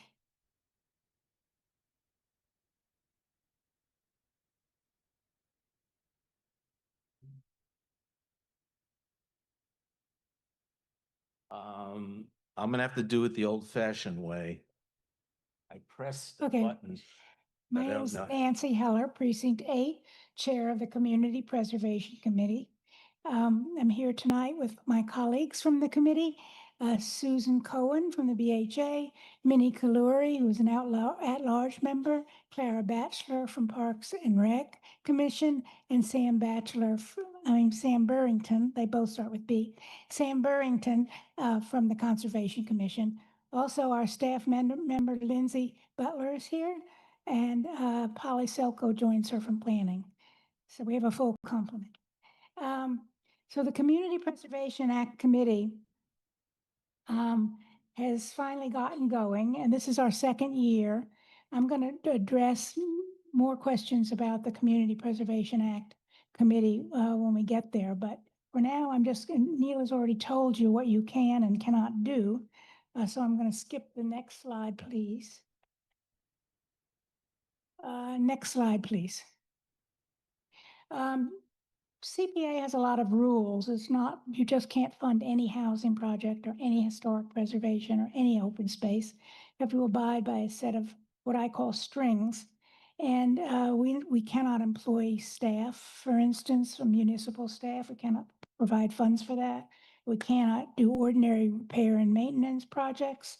And one very important thing is that all of the grant funds that we award are only released upon invoice, so that if for some reason a project doesn't get going, or it's a slow start. We keep the money retained in the CPA accounts until the project can submit to us the invoices with documentation. And if there are non-expended funds, they hold over. Don't become part of free cash. They're held over in our accounts for the next year's spending. We have, as you will have seen, 3 motions on on the page. I'm not sure the number of the page. I think it's 10.1. I'll tell them the dash number, just one. keep going. We have them split. The first motion, although on the slide here, it says 2 motions. Oh, next slide. We're going to be doing one vote. Yeah. We're going to be doing one vote for the projects, but we need to vote the fiscal year 26 revenue that comes. So that's going to be included in the vote. Oh, okay. All right. So we need to vote the revenue that's going to be coming, and that you see that says 2 motions for revenue 20 fiscal year 26 revenue. There are 2 motions because one of the motions just moves the money from the general fund to the CPA accounts, and the other motion allows us to actually expend the administrative bucket. The other buckets are for a future town meeting. I'm going to ask Sue Cohen from the BHA to come up and talk to you about housing, our housing projects. And I would suggest that the folks come over to make the transitions quicker. The clock is ticking. Could you running late. forward the slides so we get to the housing slide? One more. Here we are. Okay. My name is Susan Cohen. I'm a commissioner of the Brookline Housing Authority and a representative of the BHA on the CPAC committee. There was only one housing-related proposal submitted to the CPAC this year, which is a request by the BHA for $500,000 to go towards the replacement of roofs at the Egmont Street family development that serves low-income families. The development has 6 buildings, all in dire need of replacement of the roofs in order to protect the integrity of the units in the building. This is the second request to the CPA for this project. Last year, the BHA received $500,000 in CPAC funds, which was matched by the state with an award of $1,250,000. We hope that a new award would be in a similar amount this year. Approval of the CPAC award to the BHA will allow the BHA to submit a request to the state for matching funds. Phase 1 of the project is currently in design phase, and current estimates of the budget for the project would cover 3 roofs in phase 1, and if similar funds are awarded now for phase 2, the remaining 3 roofs could be completed with this award. We thank you for the support in the past, and we ask you to approve this appropriation. Thank you. Why don't we hold the applause to the end? Thanks. Good evening, Minnie Glory, Community Preservation Act Committee member at large and a resident of Precinct 12. I'll now even louder? Okay. Can you hear me? Yes. All right. Okay, I'll now present our historic preservation projects. We have 7 grants totaling $1,319,608. Next slide, please. The first grant of $800,000 is for the restoration of the beautiful dome at Temple Ohabe Shalom on Beacon Street. The temple is the oldest synagogue in Massachusetts, and their historic building is listed on the National Register. The temple has been very community-minded, and over the years, many community organizations have used the site. Examples include BEEP, after-school programs, the American Red Cross, Boston Marathon, and so on and so forth. The grant is secular, and there is no funding for religious symbols. The total cost of this project is $2 million, and the temple has already raised more than $828,000 in matching funds. which is more than our grant amount, and they're on track to raise the balance 400,000. Next slide, please. The second grant is 190,608 for the rehabilitation of the historic chemical house, which is home to the Brookline Arts Center on Monmouth Street. This building is also on the National Register. The building is owned by the town and leased to the Brookline Arts Center. The Arts Center applied for this grant, but this is essentially an improvement to a town-owned building that will benefit the town. This project is to design and install a heat pump system. The Arts Center is providing a match of 57,500. There are other components in a larger project, which include other preservation measures and ADA improvements, which the Arts Center will apply for in future years once they actually solidify all the details around those. Next slide, please. This third grant is a $60,000 grant to support the Archives Pilot Program, which is a partnership between the Brookline Preservation Commission and the Brookline Historical Society. This phase of the project will locate, identify, and document the condition of historic documents and artifacts in Brookline. The Historical Society is providing a match of $10,000. Future phases will involve restoring of the materials identified in this phase, for which they will come back to us at a future date for additional funding. Next slide, please. The fourth grant of $19,000 is for historic window restoration in the Putterham Woods Clubhouse. This clubhouse was built in 1931 and still has its original windows. The Preservation Commission designated this building as historically significant. This project will restore the original windows while retaining the original glass. Next slide, please. The fifth grant is $66,000 for the restoration of the historical friezes at the Pierce School. These friezes were crafted in Boston in the 1890s and are a copy of the early 1800s originals, which depict the triumphal entry of Alexander the Great into Babylon. The Pierce friezes will be restored and reinstalled on the second floor near the sixth grade classrooms in the historic Pierce building.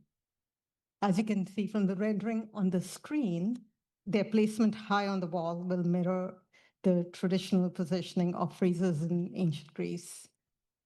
The school committee has provided matching funds of $9,850. Next slide, please.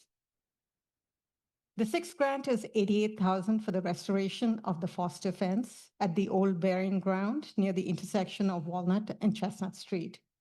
The Preservation Commission designated this fence as historically significant. As you can see from the picture, the fence is currently in a very dilapidated state, and the project involves restoring this ornate fence. Next slide, please. The seventh and final historical preservation grant of $96,000 is for the restoration of the historic trellis at the Minot Rose Garden in Winthrop Square Park. This trellis is designated historically significant by the Preservation Commission. The trellis was once a fixture at Lars Anderson Park, and it was later moved to the Rose Garden, and the project will restore this historic garden feature.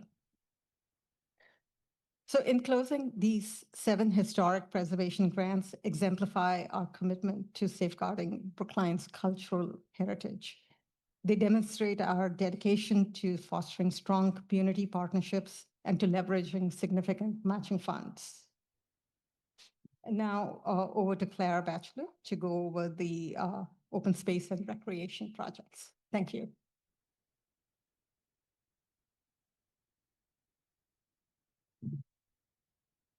Good evening. I'm Clara Batchelor. I'm a member of the Community Preservation Act Committee, and I'm also chair of the Parks and Recreation Commission. We have 10 projects applications for grants under the open space and recreation category. I'm going to present the first 5. Next slide, and then next slide after that. And next slide up. Okay, here we go. So the first is Lars Anderson Outdoor Ice Rink Design and Public Design Review Process. And the budget for this is $1,364,900. The grant is to develop a design for a single open air rink in the existing location. The design will include a public design process, and the end product will be a complete set of construction documents that are ready for bidding. And I'm sure you all know that the current ice rink is on life support, and it really can't last more than another season.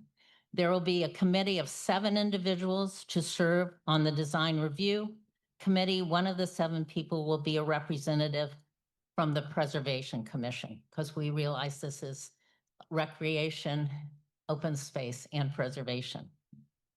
The second project is the Coolidge Playground Tennis Court design for $89,900. The court has reached the end of its useful life. The design of the court will meet ADA standards, which it currently doesn't now. The court will be lined for tennis and racquetball, and the grant will fund a complete set of construction documents that are ready for bidding. The third project is the Ridley Tennis Courts design for $123,200. The project is the design of 3 tennis courts that have reached the end of their useful life. The courts are both a community and a school recreation facility.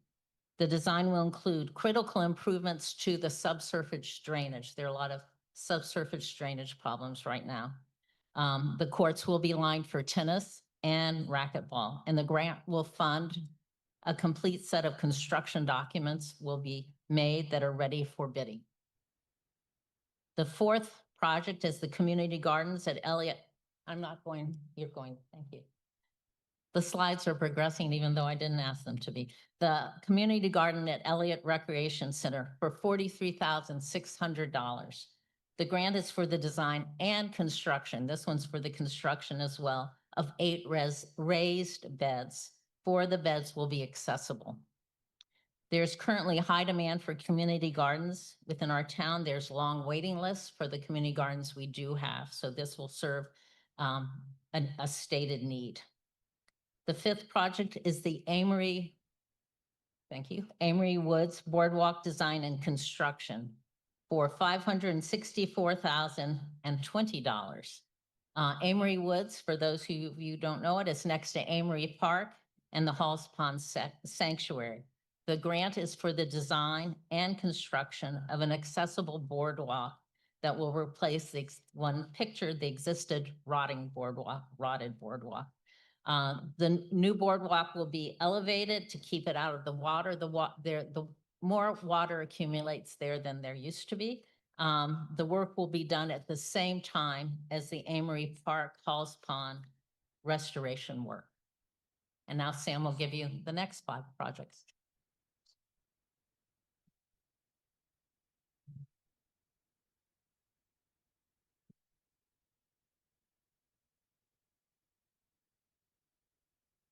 Well, they just need to hear me, I think.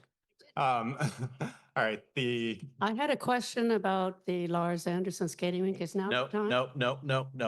Later. We're going through the presentation. I'm sorry. All right, the first project within the open space subcategory of open space and recreation is, sorry, I'm Sam Burrington. I'm the Conservation Commission representative on CPAC. The first project is $50,000 for the enhancement of trailheads at Putterham Woods. That'll be happening in conjunction with a town project to refurbish the trails themselves. And it'll involve the creation of a new ADA parking space, the installation of an information kiosk and signage at the trailheads to improve visibility of this trail network. And thirdly, the addition of seating features, rustic seating features, bench seating and boulders. Next, please. The second project is a tree inventory that'll happen at Warren, Waldstein, and Harry Downs playgrounds. This is a continuation of an existing tree inventory project across the town that aims to identify areas in need of structural pruning and tree removal. And the ultimate aim is to improve the health of our tree canopy, which is declining. Next, please. The third proposed project is $60,900 for removal of invasives along the Emerald Necklace on the Brookline side. This project will involve mechanical removal of Japanese knotweed over the course of 2 years. It's a persistent problem, and it aims to improve coordination with the Emerald Necklace Conservancy. Next, please. The fourth project is $26,500 for invasive species management at Halls Pond. The project will involve manual removal of yellow flag iris, the invasive, and planting of blue flag iris, which is not an invasive and a native species. And the project also benefits from matching funds from the Friends of Halls Pond and the Green Space Lines. Next, please. The fifth and final project is for invasive species removal, once again, at D. Blakely Horse Sanctuary. This will involve a clip and drip method to deal with Phragmites and glossy buckthorn, which are persistent and concentrated around the boardwalk in that sanctuary. And as a whole, these projects will, help improve the health of our sanctuaries and our natural spaces and improve the enjoyment for their visitors. Thank you.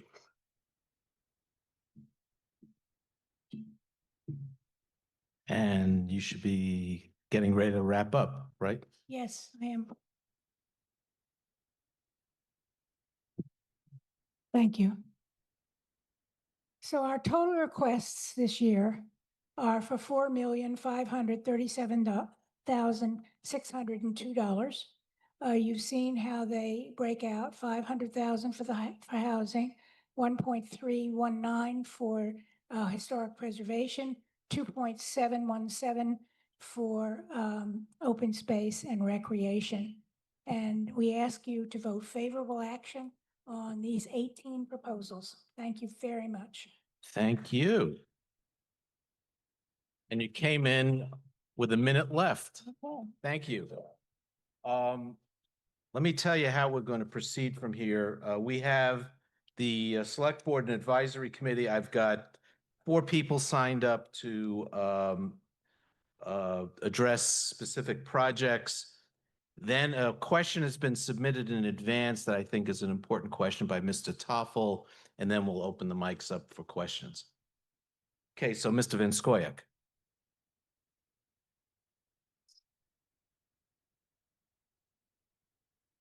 Three minutes, please. All speakers here have 3 minutes. And you'll need to adjust the mic. And this will not take 3 minutes. Might not even take 2. Because I want to thank the previous speakers for doing an excellent job of laying out the case, the background as to the Community Preservation Act, and the case for the vote that is in front of you. And here's what I have to say on behalf of the Select Board. John Van Scoyoc on behalf of the Select Board. Article 10 is an appropriation article for funds coming from the Community Preservation Fund for open space protection, historic preservation, affordable housing, and outdoor recreation. The Select Board reviewed the recommendations of the Community Preservation Act Committee and did not have any proposed adjustments to make.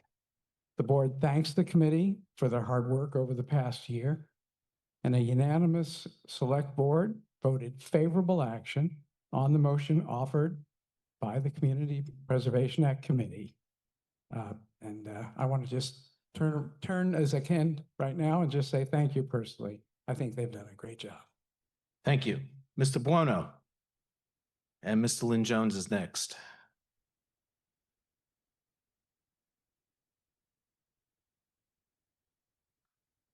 Three minutes. I will not need 3 minutes. Thank you. And I have no graphs. Okay, so Anthony Buono, Town Meeting Member, Precinct 9, speaking on behalf of the Advisory Committee.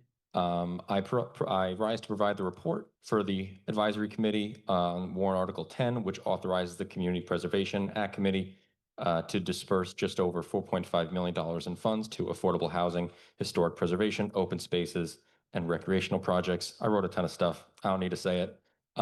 We voted 25-0. I do want to point out that the committee was careful. The committee carefully reviewed whether each of these projects qualifies under the CPA law and ensures public access. In the case of the Freezies, in relation to the Pierce School, it was confirmed that they are not part of the CIP funded Pierce School renovation, which would have contradicted the CPA's mandate. The CPA was selective. One proposed project, it was restroom construction at the golf course, was rejected because it lacked financial match. And that's something that the CPA committee did really well this year of prioritizing projects that were going to give financial matches.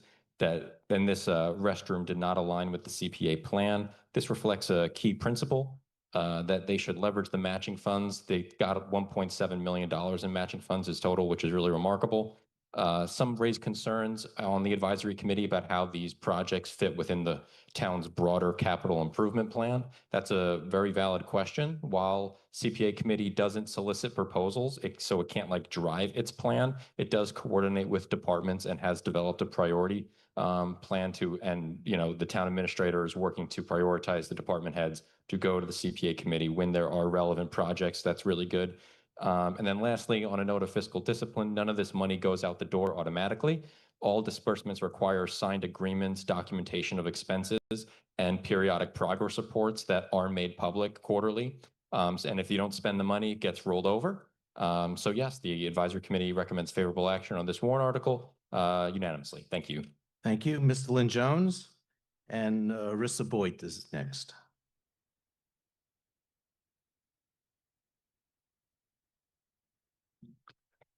Thank you, Mr. Moderator. I'm Sean Lynn Jones, Precinct 1, speaking for the Brookline Green Space Alliance, which recommends favorable action on Article 10.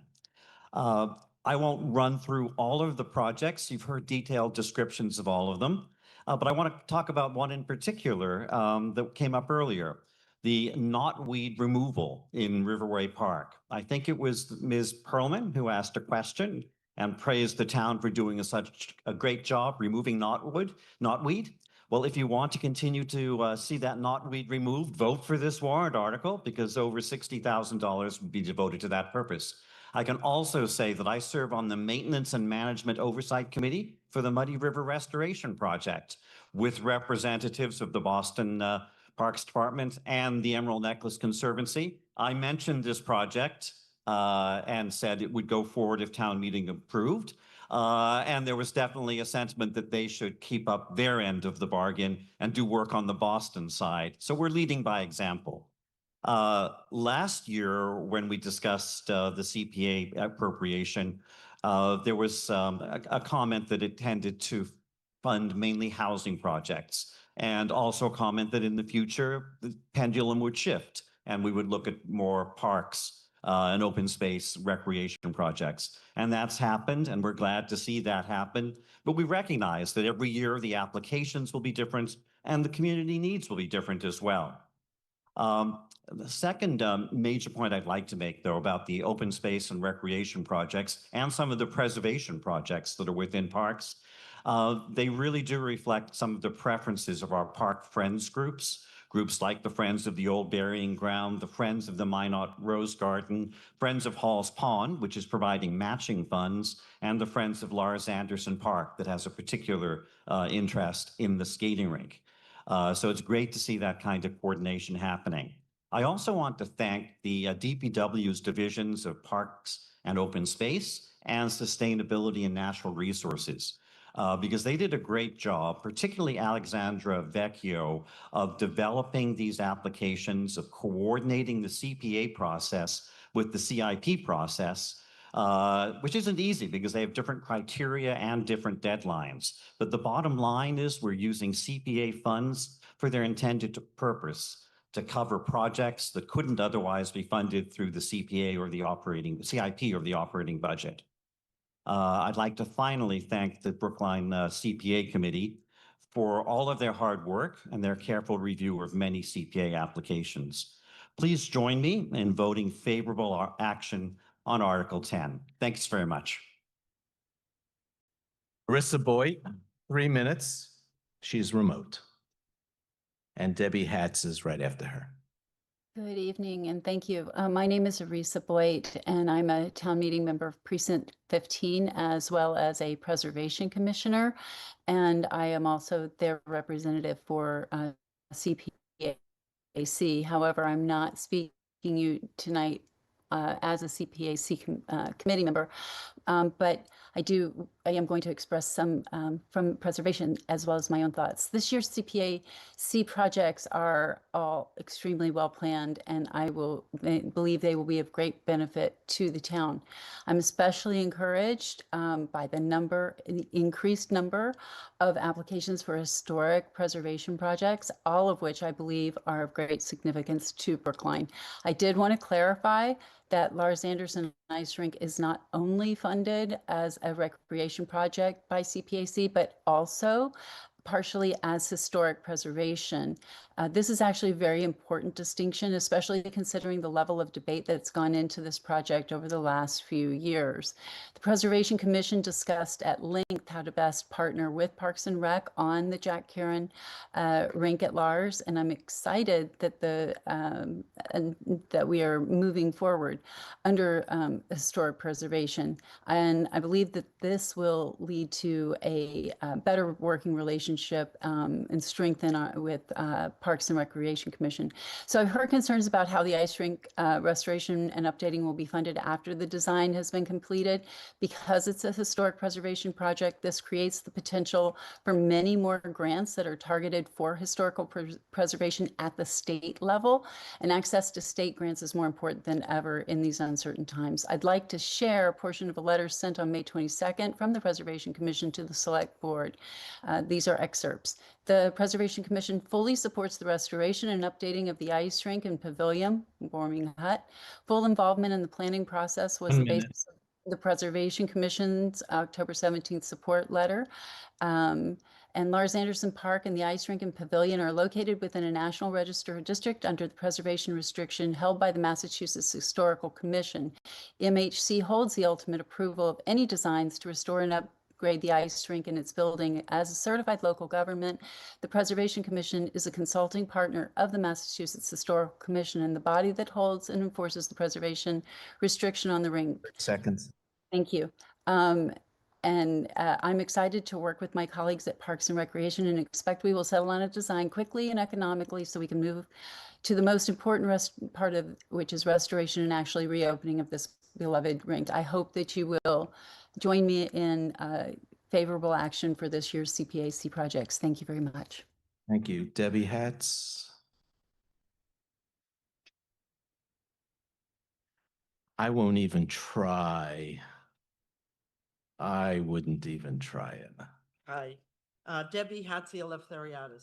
Speak into the mic, please. Oh, Debbie Hatziel-Leftheriadis, Town Meeting Member, Precinct 15. I'm also president of the Friends of Lars Anderson, speaking on behalf of the Friends in support of Article 10. First and foremost, I wanted to thank the Select Board for approving the restoration of a beloved rink. Without your approval, I wouldn't be standing here today, so thank you. The restoration of our beautiful Jack Karen rink and ground is long overdue, and we're all excited to get this project started. Thank you to the CPA committee for including Lars and recognizing our beautiful gift and the need to restore it and respect the standards of being on the National Registry. Thank you, Green Space Alliance, for your support in this endeavor, as well as over 7,600 people who signed the petition to restore and keep our rink an open space. I now ask you, my fellow town meeting members, to join us all in support of Article 10 and to protect and preserve the beautiful gift that was bestowed upon us. Thank you. Thank you. Lisa Sears. is the last signed up speaker, and then Mr. Toffel with the question. It's a general question about CPA committee. You can come up to the podium so you can see the timer. I'll be very quick. Which, I'm Lisa Steers, Precinct 4, and I'm speaking in support of Temple Ohabai Shalom's application to the CPA. I'm a member of the Temple along with my family. My children go to Hebrew school there. But aside from that, the Temple is a wonderful community resource. It was actually our first introduction to the Brookline Public Schools. My son attended Beep on Beacon there, as well as their extended day program. And I know that many children at many of the schools in North Brookline also use their facilities. It is a cultural resource that partners with many organizations to provide community services, and they partner with many organizations such as the Boston Medical Center, the Marathon, the public schools, the police department, and I hope you'll join me in supporting their application. thank you. I'm not going to take a motion to call the question because I promised Mr. Toffel and Ms. Johnson has been chomping at the bit for a question. So after Ms. Johnson, then I'll take the question to call. Mr. Toffel. Thank you, Mike Toffel, Town Meeting Member, Precinct 8. Thank you to all of you for your great work. My question is more about the thinking of your work, and especially as we head forward in future years. So I really have two questions. One is, yesterday, Town Meeting voted in favor of millions of dollars of CIP items, including millions of dollars of bonding. And I'm wondering if any of those items that we voted to spend money on could have been funded had they been applied for appropriately by CPA funding. That's my first question. I'll pause and let you answer that first, please. Okay, the answer is that the vast majority of the CIP projects that we funded yesterday are in the area of police and fire and transportation, highway, school grounds, etc. So I went through the list last night, and I came up with a couple that could potentially be CPA projects. One is a tennis court, but we are already doing the Ridley tennis courts and the Coolidge playground tennis court. So I think that the department decided that we needed to get going on the planning for those two, which are the grants that we did. The grant that the CIP approved was a construction grant. So the CPA I would expect we would see a future request for the Ridley and Coolidge construction phase of the projects. So the answer is that it's possible, but without knowing more detail about the couple of projects, really it's only 2 or 3, I would have to say we need to know the details to know whether there's significant eligibility there. Great, thank you. And I would encourage advisory and the select board to ensure that all eligible projects are at least proposed informally, if not formally, to CPA as a way to spend the money we already have before trying to dive into debt, taking more debt in for more. Mike, let me just say one thing before we go on to the next question. CPA is not allowed to replace municipal funding that's scheduled with our funds. So all the projects that we're funding that are connected to the town are projects that need to be done. They are a wish list of CIP projects, but they have never made it onto the CIP because there's not enough money. So the CPA in that way has really buttressed the CIP. Yeah, Mr. Carey also has an answer, can help you perhaps. Hi, Chaz Carey, Town Administrator. Just to reinforce what you're saying, we do. Every potential project that can potentially be CPA is vetted, at least informally, within my office. The department heads are sick of me saying it because I say it at every department head meeting until the CPA budgets are due. It's CPA eligible, put in an application, or at least discuss it with the committee so that we can figure it out. So all of that is happening behind the scenes. We think that it's an incredible resource. The committee does an incredible job, and we want to maximize that resource. So we do. Next question. Great. Thank you, Chaz. So my second question is, so you've funded this year and last year a blend of government-owned and operated buildings and non-government owned and operated buildings. And I'm wondering if the CPA committee has ever discussed prioritizing or perhaps excluding its funding to government-owned and operated buildings.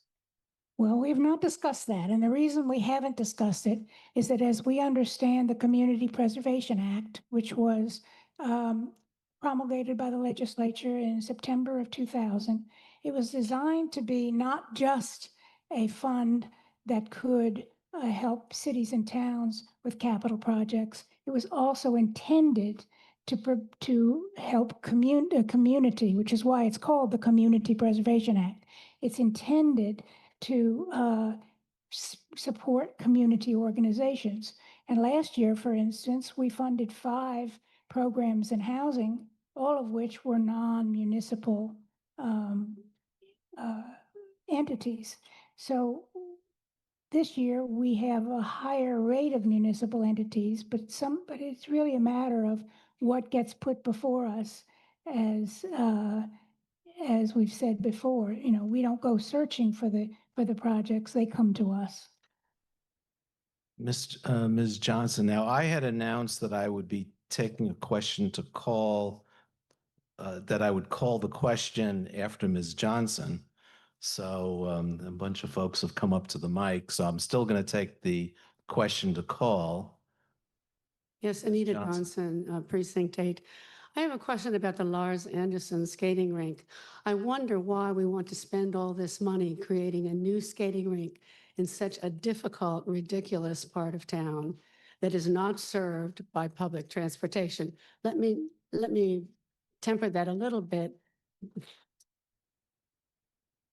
There is a bus that starts at Cleveland Circle and goes within a half a mile of Lars Anderson skating rink every 45 minutes for 6 hours a day during weekdays. This is not this is not public transportation service. And what it requires is that parents drive their kids down to the skating rink, come back later and pick them up. It's a pollution problem. It's a fuel problem. What we need, if we need a skating rink, is something more in the center of town where kids can get back and forth. For that reason, I think we should re-examine putting so much money into that rink.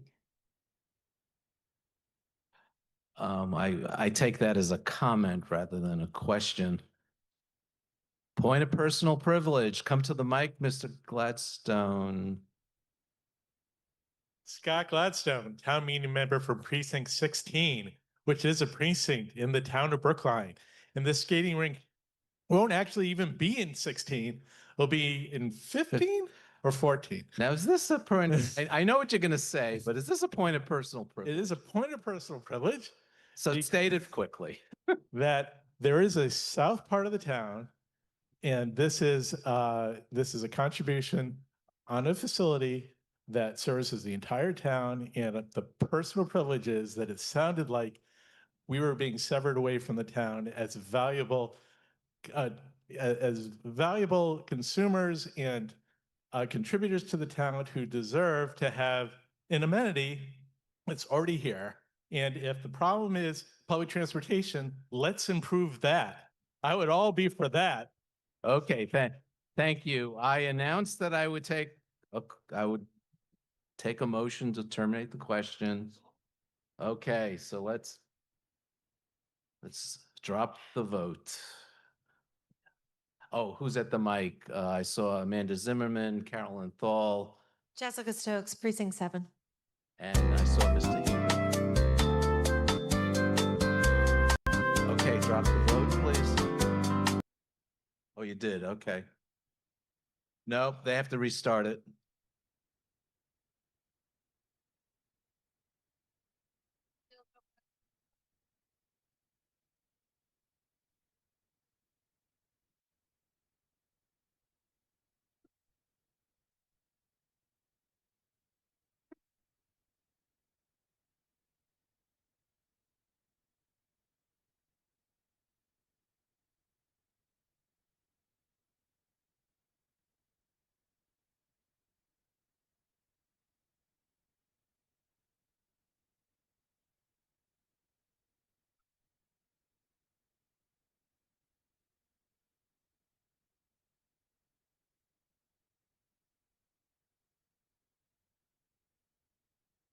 yes, 42 no, 6.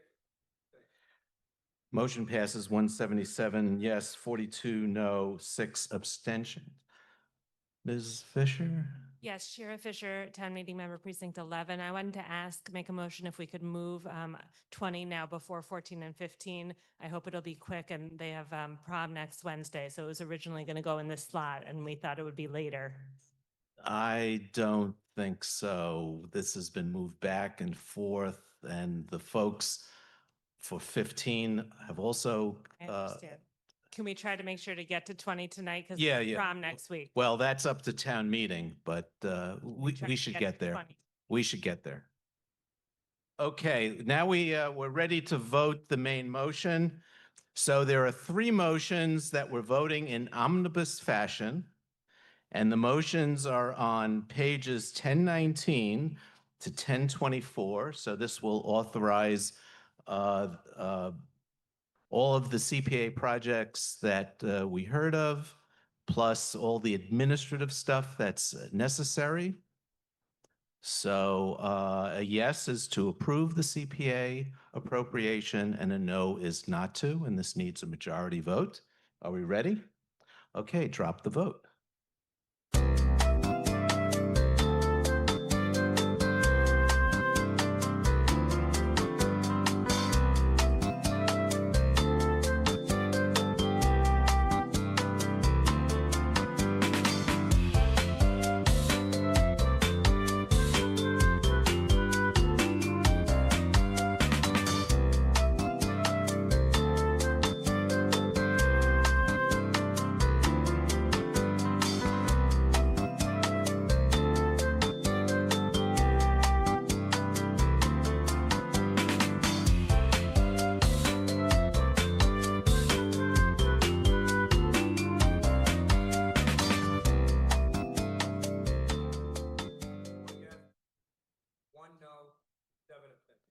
Motion passes 224 to 127. Thank you. Okay, I'm going to turn the podium over to my assistant moderator, Mr. Gadsby, who's going to be moderating Articles 14 and 15. And we also heard a request that we try to get to Article 20. And so here we go.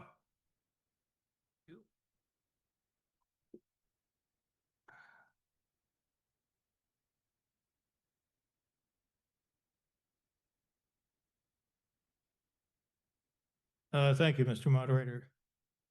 We turn to Articles 14 and 15. They will be debated together.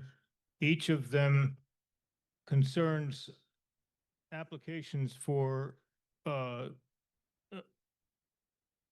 zoning accommodations for reasonable accommodations for disabled persons, residents. In each case, there is a main motion offered by the petitioner and a substitute motion, which is supported by the advisory committee, the select board, and CTOS.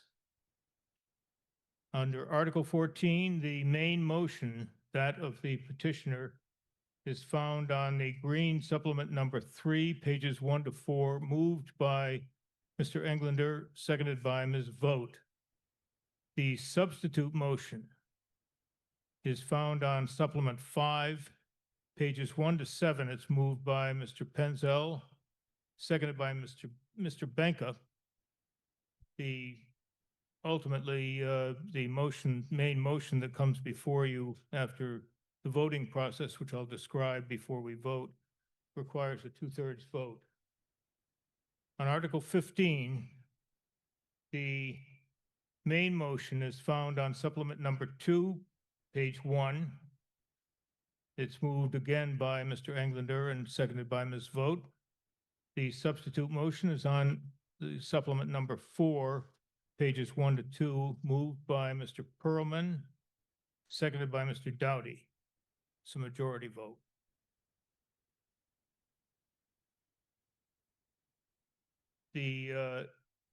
As sometimes happens with complicated articles like this, there have been a good many proposals floating around, and really the support for the substitute motion in each case did not coalesce until the last minute. It's unfortunate it doesn't give us much time to focus on what we're actually voting on, but here we are. So I call on Ms. Oates, the petitioner, who will have 10 minutes.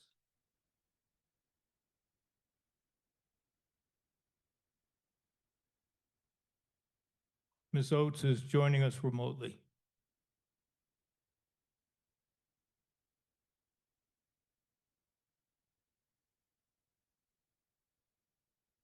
At some point.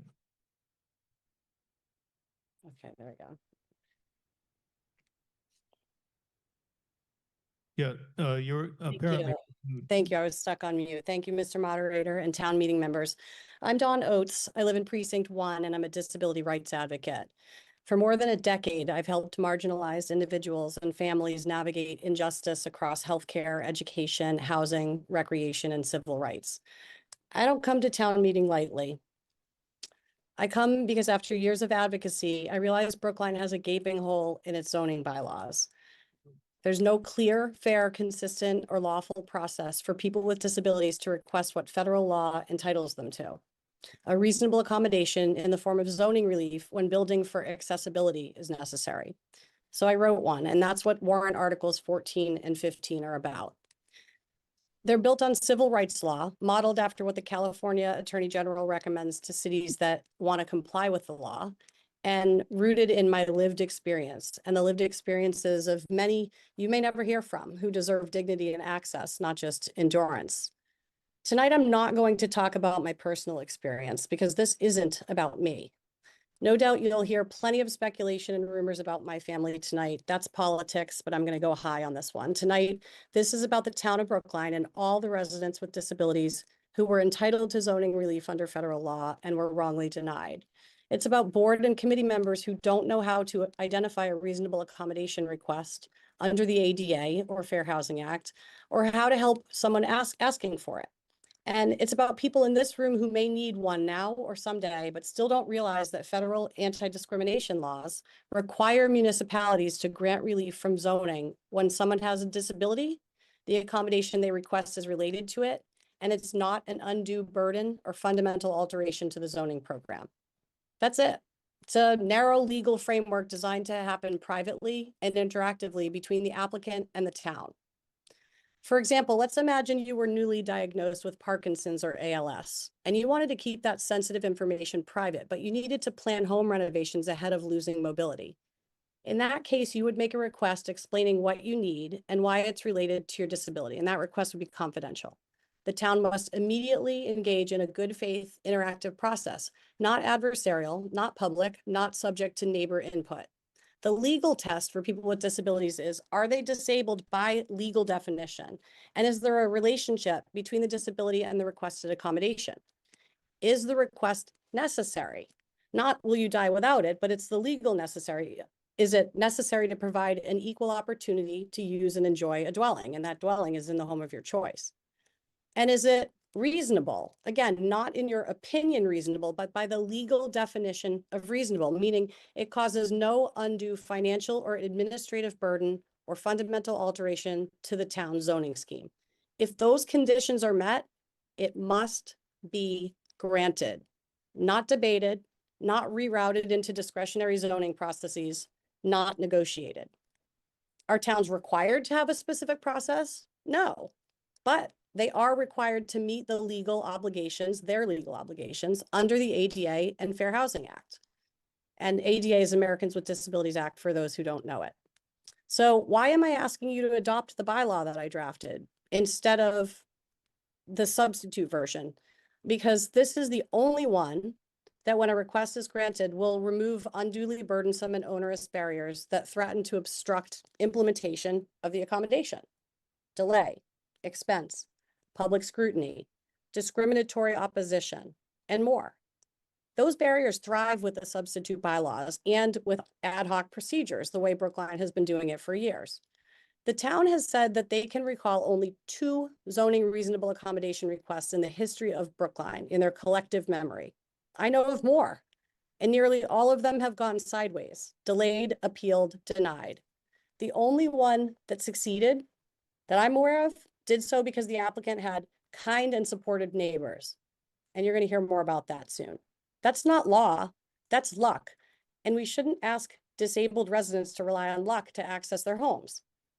You might hear that we need to balance neighborhood character tonight, or safety, or historic preservation, that an accommodation might lower someone's property values, that neighbors should have a say or get to negotiate, that it's not fair that someone gets special treatment, which, by the way, we call equity, not equality, that the process is sneaky, which we call privacy in the medical context, and it's required as part of the interactive process. But here's the truth, none of that is part of the legal test. Reasonable accommodations are civil rights, not zoning preferences. The Massachusetts Office on Disability says right on the state website that reasonable accommodations follow the Americans with Disabilities Act process, not the 40A public process. There's no legal right for a neighbor to object to someone else's medical accommodation under ADA. It just doesn't exist. Allowing neighbors to influence or delay an accommodation or influence the officials or committee members or those of you who are there tonight tasked with making the determination is exactly what federal law was designed to prevent. So how did we get here? The Americans with Disabilities Act turns 35 this July. We've had 35 years to get this right. Yet Brookline still doesn't have a reasonable accommodation process for land use and zoning. And that vacuum has enabled NIMBYism, not in my backyard, opponents who appeal, delay, litigate, and tie up accommodations in court for years, chilling other applicants from seeking necessary accommodations if that's the process they have to go through, and essentially challenging disability rights laws under the pretext of neighborhood concerns or policy questions, things that are already superseded by the federal supremacy clause of the US Constitution. This strategy, albeit effective, it wears people down. They run out of money, out of energy, they move away. This strategy cuts across every income bracket and disproportionately impacts those who can't afford to fight it. And even when the town agrees that the standard is met, the need goes unmet because there's no clear process to carry it through. And that's how injustice becomes structural. Warrant Article 14 in its original form brings Brookline into compliance with the ADA, Fair Housing Act, Section 504 of the Rehab Act, and Massachusetts law. It creates a distinct administrative process separate from special permits. It eliminates public hearings and neighbor vetoes as prohibited by DOJ and HUD. It limits decision-making to the legal test, disability necessity, and reasonableness, and it sets firm deadlines and ensures only the applicant can appeal. It protects privacy of medical information, and so much more. It follows best practices recommended by the AG and MOD. The substitute motion gives multiple boards like planning and preservation veto power over applications. Boards that are not trained or legally accountable under ADA, like the coordinator should be. It invites public comment, opening the door to illegal discriminatory opposition, and it uses vague denial criteria like undermining the basic purpose. And there's so much more. The substitute motion fails on every single count. It doesn't reflect best practices. So here's what I'm asking you to do. I'm asking you to vote yes on the original version of the Articles 14 and 15. If they fail, vote no on the substitute because it preserves unlawful barriers while pretending to remove them.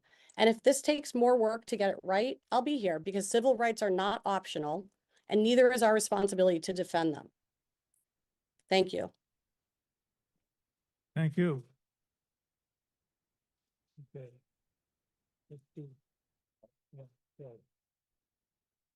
Messrs. Perlman and Penzel, you have 12 minutes. Good evening, David Perlman, Select Board, on behalf of the Select Board. The Select Board unanimously recommends passage of the Pollock-Penzel version of Warrant Article 14, as amended by Dick Benka, and the Preservation Department version of Warrant Article 15. This outcome reflects a significant amount of consensus building in a short period of time between members of the Select Board, Advisory Committee, and authors of the proposed amendments. With significant input and support from the Office of Town Council, the Pollock-Penzel as amended version of Warrant Article 14 and the Preservation Department's version of Warrant Article 15 strike an important balance between the privacy rights of an applicant requesting a disability reasonable accommodation and the rights of the public to be informed and participate. Adoption of the Pollock-Penzel version of Warrant Article 14 will result in certainty for residents, staff, and town boards and commissions. A defined process will encourage more residents to request reasonable accommodations in a set, predictable manner. Currently, such requests are handled on an ad hoc basis and thus far have led to protracted litigation. There is no case law in Massachusetts or in the First Circuit defining how specifically municipalities should proceed in this context where multiple rights under disability law and zoning law intersect. In recommending passage of the Pollock-Penzel version of Warrant Article 14 as amended, the Select Board is mindful of the Town of Brookline's commitment to upholding the rights of individuals with disabilities as guaranteed under the Americans with Disabilities Act, Section 504 of the Rehabilitation Act of 1973, the Massachusetts Anti-Discrimination Law, and the Massachusetts Zoning Act. These disability rights laws require public entities to make reasonable accommodations in their land use and zoning regulations and practices to individuals with disabilities unless doing so would impose an undue financial or administrative burden on the municipality or fundamentally alter the nature of the service, program, or activity. They also require an interactive process in which individuals with disabilities and the town engage in a collaborative dialogue to identify and evaluate effective accommodations. The purpose of these warrant articles is to establish a distinct, timely, and equitable process for reviewing reasonable accommodation disability requests. The Pollock-Penzel version of Warrant Article 14 ensures that such requests are handled efficiently, promptly, and with respect for the disabled individual's privacy, while also acknowledging the rights of the broader public. Whereas the original petitioner's draft focuses predominantly on protection of the applicant's privacy rights by not requiring notice to the public and not allowing public input, the Pollock-Penzel version does allow for notification of abutters and public input for limited purpose. One public meeting at the planning board with a decision of whether the reasonable accommodation is necessary assigned to the building commissioner after input from the ADA coordinator. Notice to abutters occurs twice, before the planning board meeting and after issuance of a reasonable accommodation decision. Actionable board commentary and public comment are restricted to just 3 areas. 1, conditions necessary to protect the public health, safety, and welfare. 2, offering a reasonable accommodation different from what the applicant requested, provided it grants the applicant an equivalent level of benefit or equal access, to be precise. And 3, ensuring that the request does not undermine the basic purpose of the town's zoning and other land use bylaws.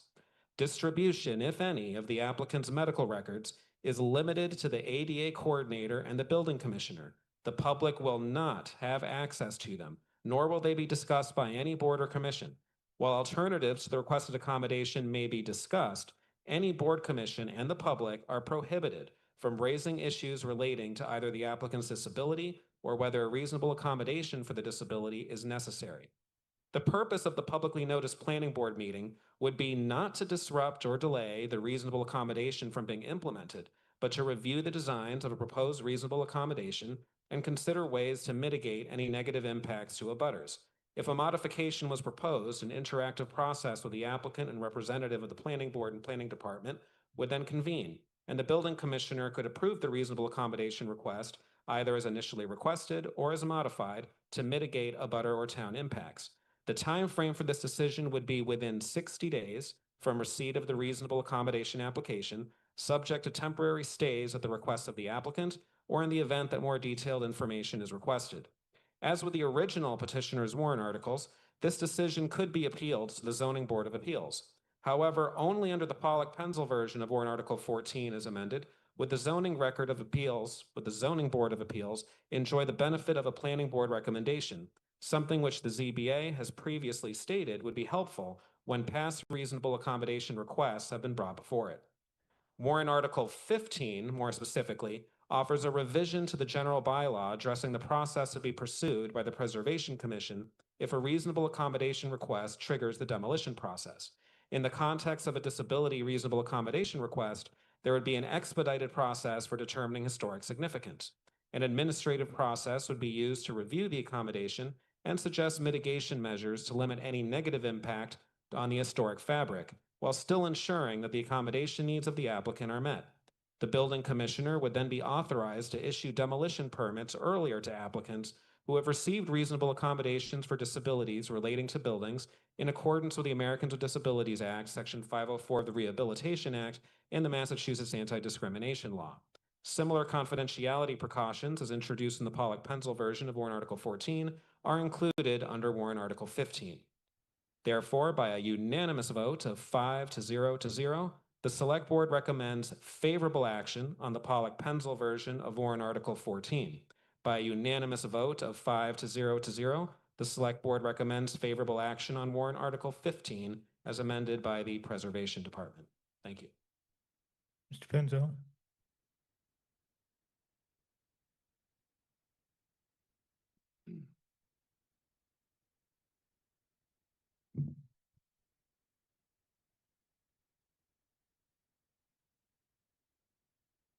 Good evening, Mark Penzel, Town Meeting Member from Precinct 2, speaking for the Advisory Committee and in part myself as a co-author of the substitute version of Warrant Article 14. Speaking for the Advisory Committee, and as you heard from the moderator, I'm pleased to report that it no longer recommends a motion to refer. Rather, yesterday evening, it voted unanimous favorable action on the substitute version by a vote of 18-0 to 3 abstentions. It also voted to recommend, if the substitute version fails, no action on the petitioner's version of Warrant Article 14 by a vote of 16-4. It also voted unanimous favorable action on the Preservation Commission's amended version of Warrant Article 15 by a vote of 20-0 to 1. The reasons for these votes on the substitute versions are essentially as stated by David Perlman, who you've just heard. Speaking personally, and as a lifelong, now retired plaintiff's employment anti-discrimination lawyer who had litigated numerous cases on behalf of disabled workers and negotiated ADA compliance policies with large companies, I had anticipated voting for the petitioner's version if my version failed. But when I reviewed the amended version, I saw something that took me aback. Even though the petitioner had amended her original version, it still had no role whatever for the town's ADA coordinator, a position that the state mandates that each town and city have for issues just like this. In fact, the Massachusetts Office of Disability, the MOB, specifically gives a role to the ADA coordinator in assisting with just these types of requests. Not only is there no role, but the building commissioner is not even authorized to involve the ADA coordinator because he can only involve other departments on 2 issues unrelated to the applicant's disability or need for accommodation. This means that if the petitioner's version were to pass and the building commissioner, who is not trained in disability-related issues, needed to involve the ADA coordinator in making a decision on those 2 issues, he could not. And if he did so, his decision would be vulnerable to a legal challenge from a dissatisfied abutter because he violated the bylaw's procedure. Why petitioner created this mistake, I don't know, but to me, it's a fatal error. Because Dick Benka and David Pollock will also speak to you about the various reasons to support the substitute version, I'll just take you through the process that the substitute version creates. So there's a flow chart up there depicting it on the screen. An applicant needing relief from a zoning provision, such as a setback requirement, applies to either the building commissioner or the ADA coordinator. The commissioner makes sure that the application is complete. If it is not, the commissioner requests the necessary information from the applicant. Once the application is complete, the clock starts to run. The commissioner has 60 days to make a decision. This 60 days can be extended by the time it takes the applicant to respond to any requests for additional necessary information. If the decision is not made within the allotted time, the application is automatically granted. The commissioner and ADA coordinator work together privately with the MOD's assistance if necessary to determine 1, whether the applicant is disabled, and 2, whether the requested accommodation is necessary to provide the applicant equal access to his or her dwelling. The commissioner also transmits the non-medical parts of the application to the planning board, which notices and holds a hearing as it would for any other person's request for zoning relief. David Pollock will expand on why this is a good idea. If the applicant only needs a ramp, which applicants are entitled to as of right under state law, the planning board will not be involved. Our commissioner, on the advice of town council, also treats requests for outdoor lifts in the same manner. At no point may the planning board challenge whether or not the applicant is disabled or whether or not the components of the requested accommodation are necessary. This means that if the accommodation requires some type of structure that includes a toilet, the board and the public are not permitted to question those needs because those questions would intrude on the applicant's privacy. The planning board and public are allowed to offer alternatives that meet those needs with less impact while still providing equal access. Instead of providing its post-hearing report to the ZBA as it would in a special permit situation, the planning board provides it to the commissioner, who can then engage privately in what's called the interactive process with the applicant and various other town employees or board members to consider any recommended modifications to the applicant's proposal. After this, the commissioner issues the decision, taking into account but not being bound by any recommendations from other departments, boards, or commissions, such as preservation, that were consulted along the way as part of the interactive process. And if either the applicant or an abutter is dissatisfied, they can appeal to the ZBA. However, to protect applicant's private medical information, any appealing abutter may not challenge the applicant's disability or need for accommodation. It may only argue that the accommodation creates an undue burden for the town administration or undermines the basic purpose of the zoning bylaw or other town program. So again, the AC recommends favorable action on both substitute versions of warrant articles 14 and 15, and no action on the petitioner's amended version if that is reached. Thank you. Now, we're going to hear from 3 or 4 more, probably half a dozen more speakers before I get to questions. So you might as well take your seat and be patient. Representative Vitolo.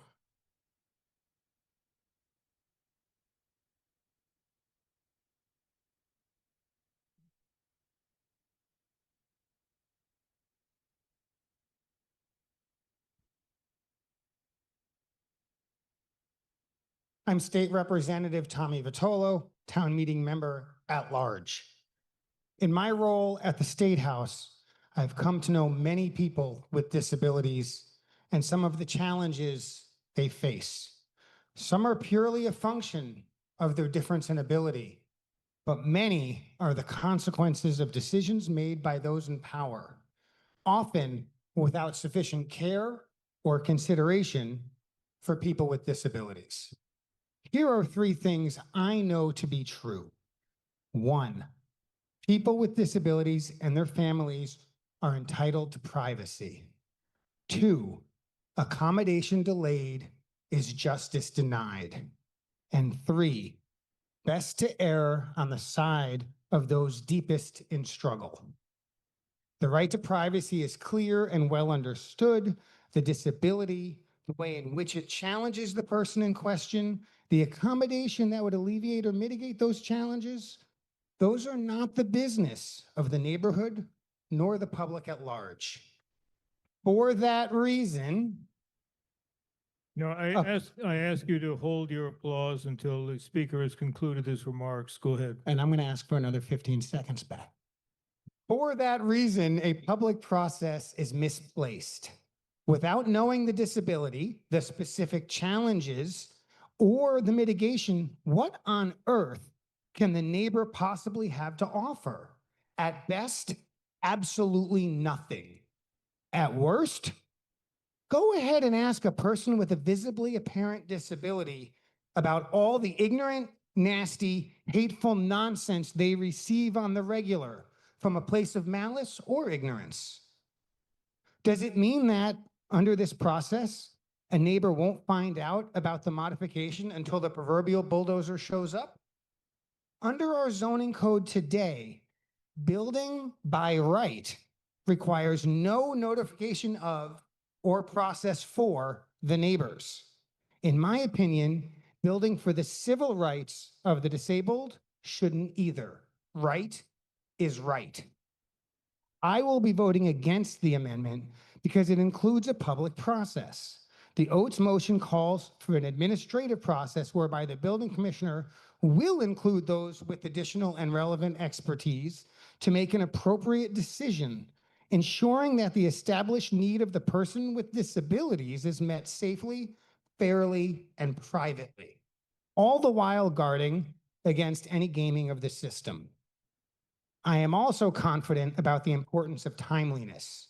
Whether the victim of cancer or a car crash, if a Brookline resident is being released to a residence that she can't navigate, every day of process could easily be a day she can't come home.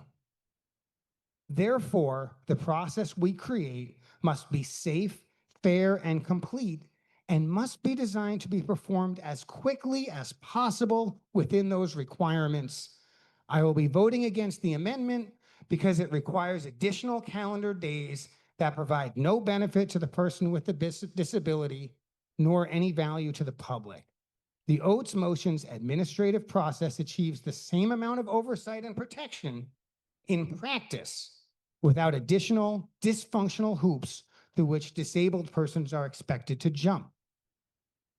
Maybe no proposal before us is perfect, and we'll make modifications in our November town meeting. Between now and then, I suspect a small number of Brookline residents with disabilities, our friends and neighbors, will seek to modify their homes to accommodate their specific challenges. Perhaps they'll need to bump the wall out a bit for a ramp, an elevator, or some other accommodation. Between now and November, if the zoning or general bylaws are imperfect, on what side do you want to err? The side that made it somehow too easy for a family to build an accommodation for a disabled person? Or the side that created a process that, in practice, imposed on the privacy or dignity of a disabled person or delayed the accommodation that person needed?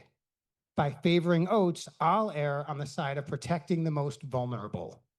I'm not an architect or an attorney. I don't have a qualifying disability, and I lack expertise in disability issues. Still, on this issue, my values provide clear guidance. 15 seconds. I believe in the right to privacy. I believe our government bureaucratic process should be streamlined, and I believe we should avoid erring in ways that cause additional harm to persons with disabilities.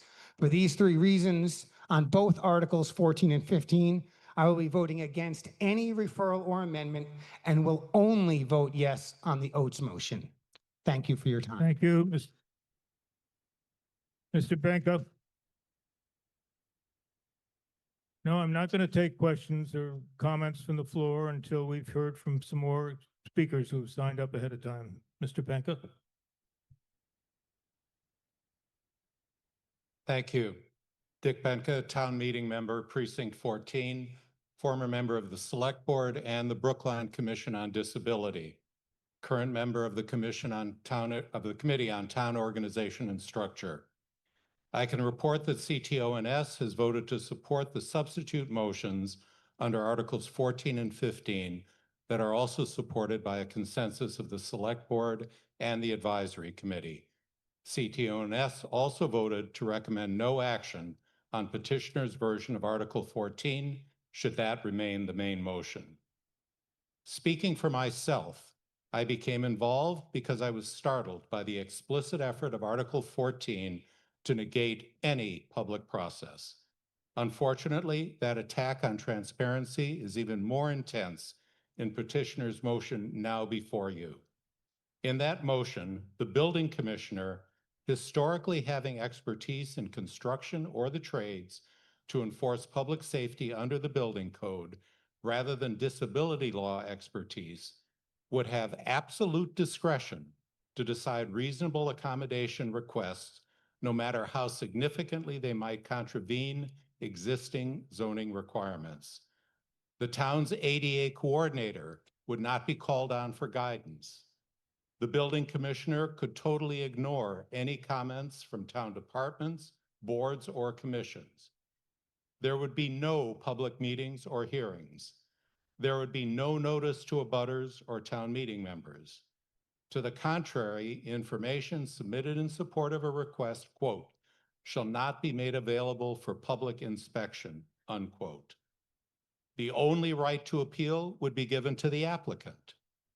If there's an emergency request, it would have to be decided within 7 days with no requirement that it be removed, even if found to be unnecessary or no longer needed, no matter the impact.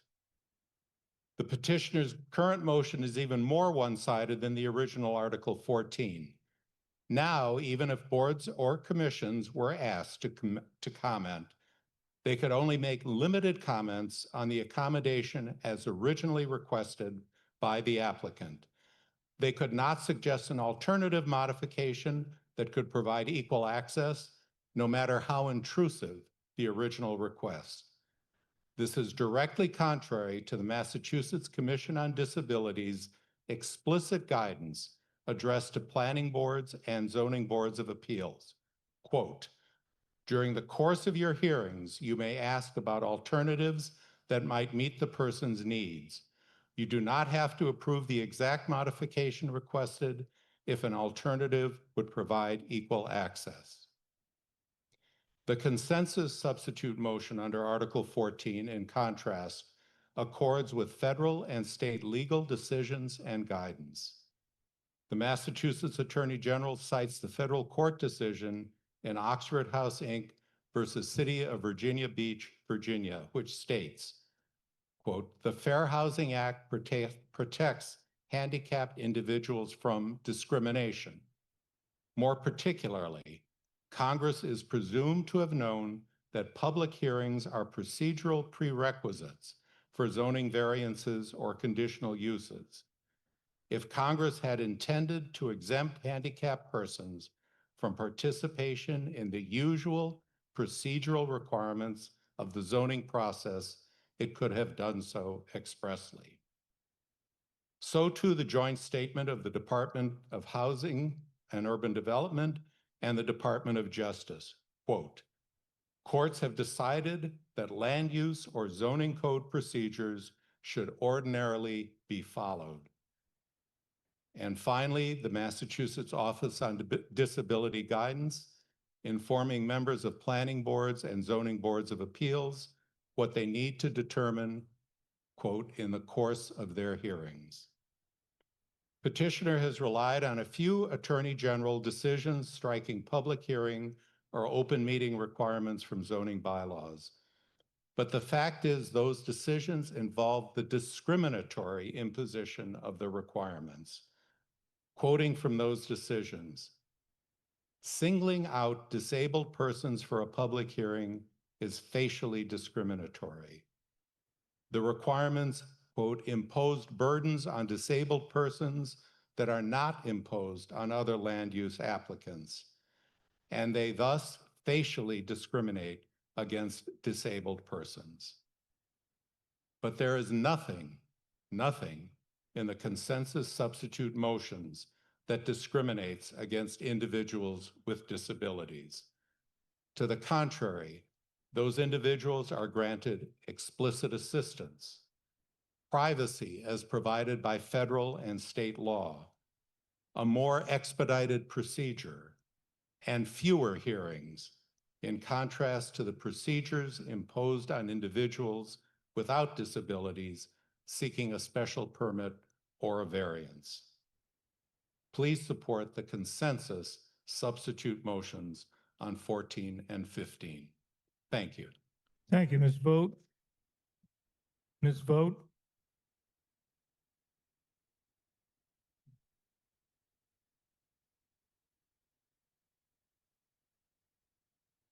There you go. Okay. Well, she's got. Hi, everyone. I'm Marissa Vogt. I'm a town meeting member in Precinct 6, and it is my honor to introduce a video recorded by my Precinct 6 colleague, Scott Englander.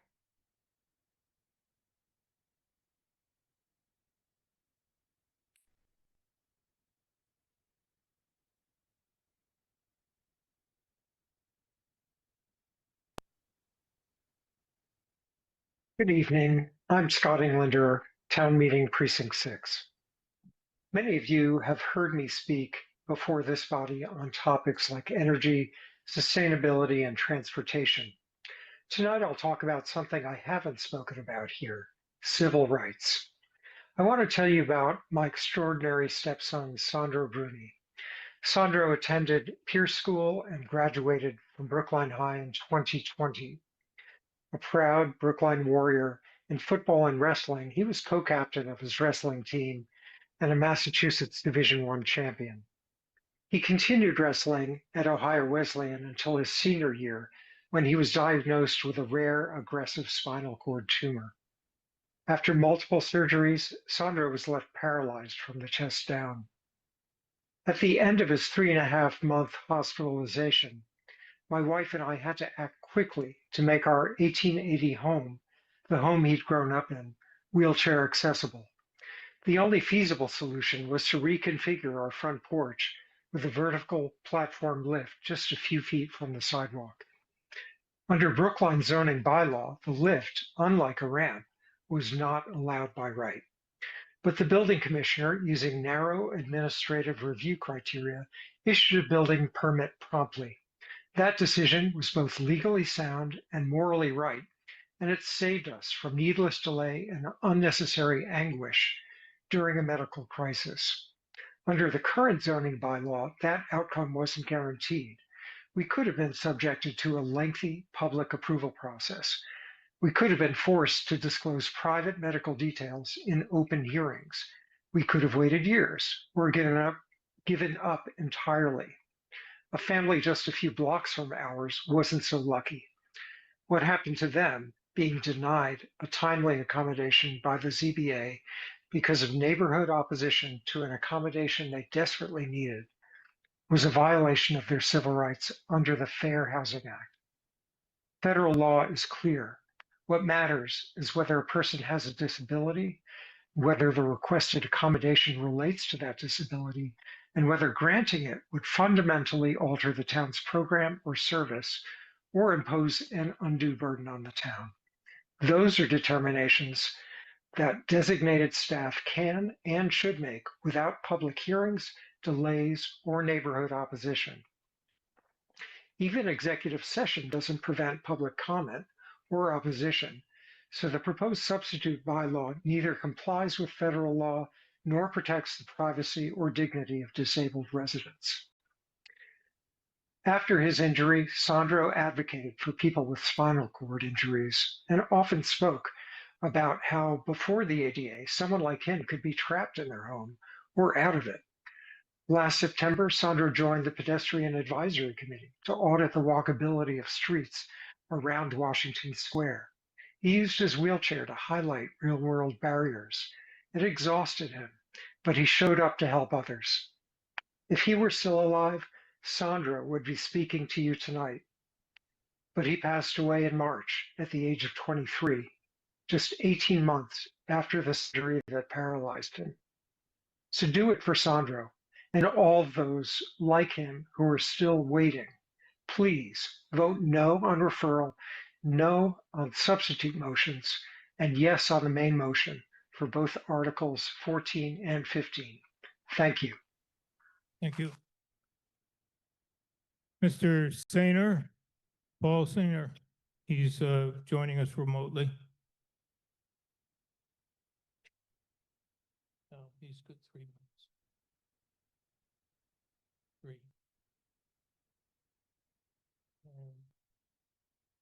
Okay, I can do it.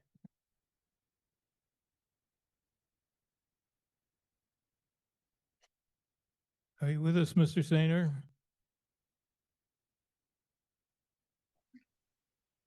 I think you can hear me now. Okay.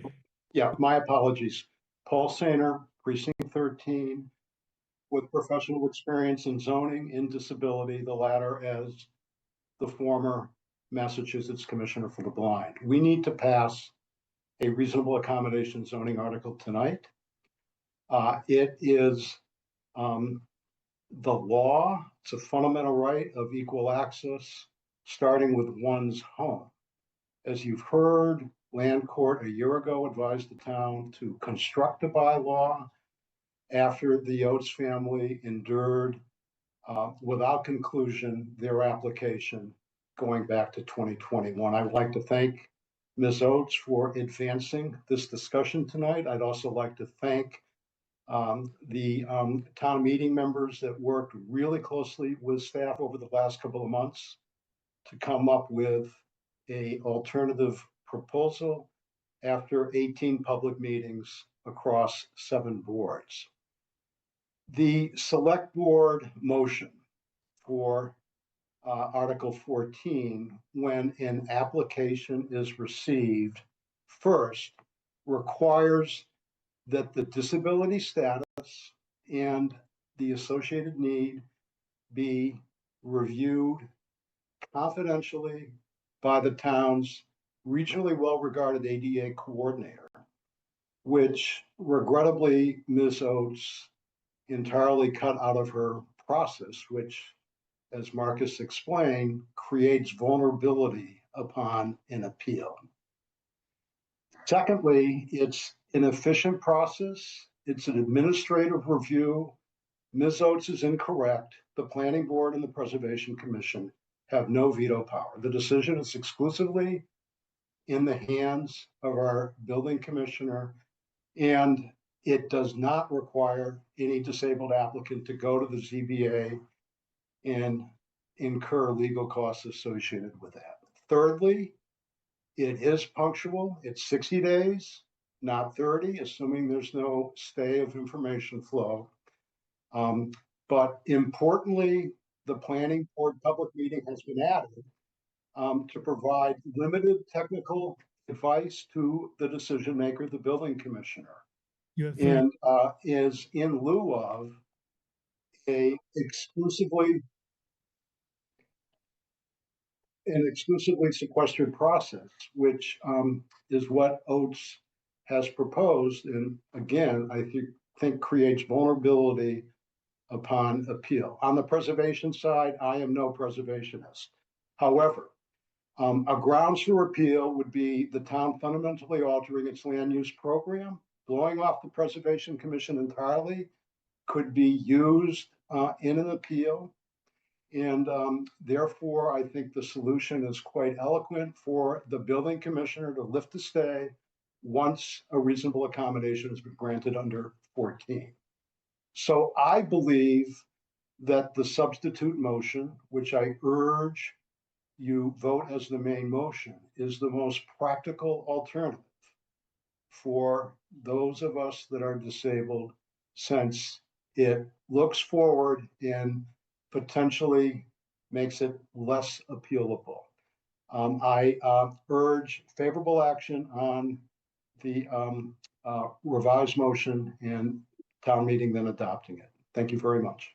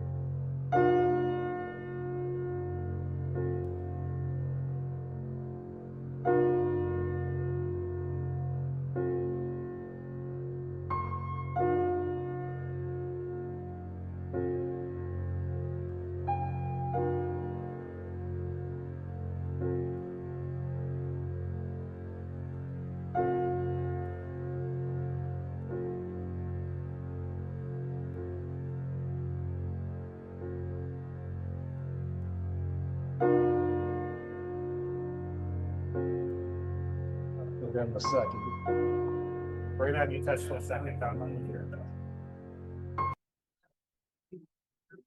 Hey, do you hear us in the meeting? Okay.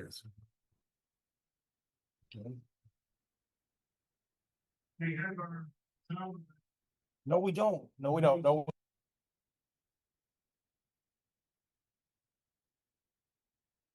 Oh. Thanks, John.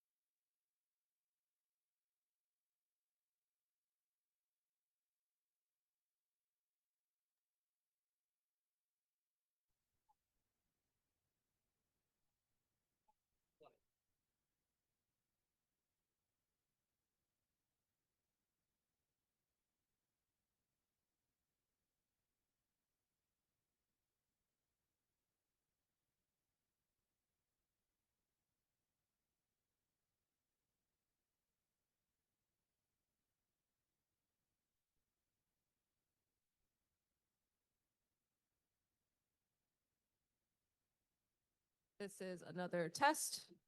This time I will count. Can you hear me, Eric? Okay. Everyone can hear this back at control? Okay, excellent. All right, and so I can give Sandy the go-ahead? Okay. We do have that. Hello, 1, 2, 1, 2, testing. Okay, ladies and gentlemen, we do have our sound back, and I call Mr. Hines to the mic. Thank you. Blair Hines, Chair of the Brookline Planning Board.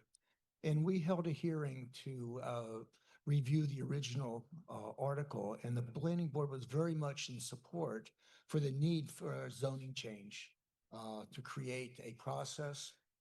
Is that not loud enough? Sorry.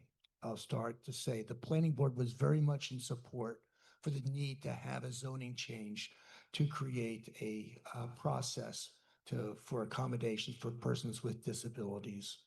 One of the key concerns that the Planning Board had is that we thought there should be some role for the Planning Board to offer comments from our expertise in design and architecture, and that this would be very helpful to the building commissioner, and we also believe to the applicant in terms of making some possible modifications for the benefit of the applicant as well as for less impact on the neighborhood.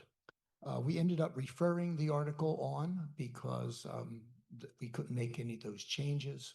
And I just want to say on a personal note that I support the modified article that you heard from. Thank you. Thank you, Mr. Pollock.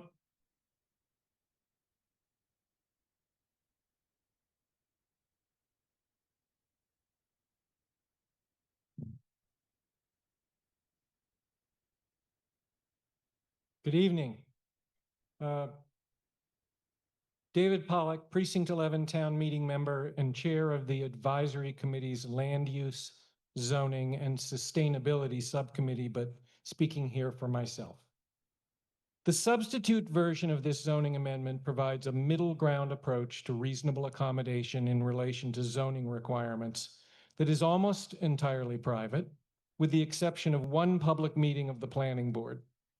Mark Penzel and I have worked more or less continuously in close coordination with Associate Town Council John Buchheit for almost 2 months to craft a bylaw that is both appropriate and legal. It's been challenged from opposite sides on legal interpretations. I won't wade into that, but I encourage you to ask your questions of Town Council. And you'll be pleased to know that I'm going to skip the middle half of my presentation entirely and skip to the end.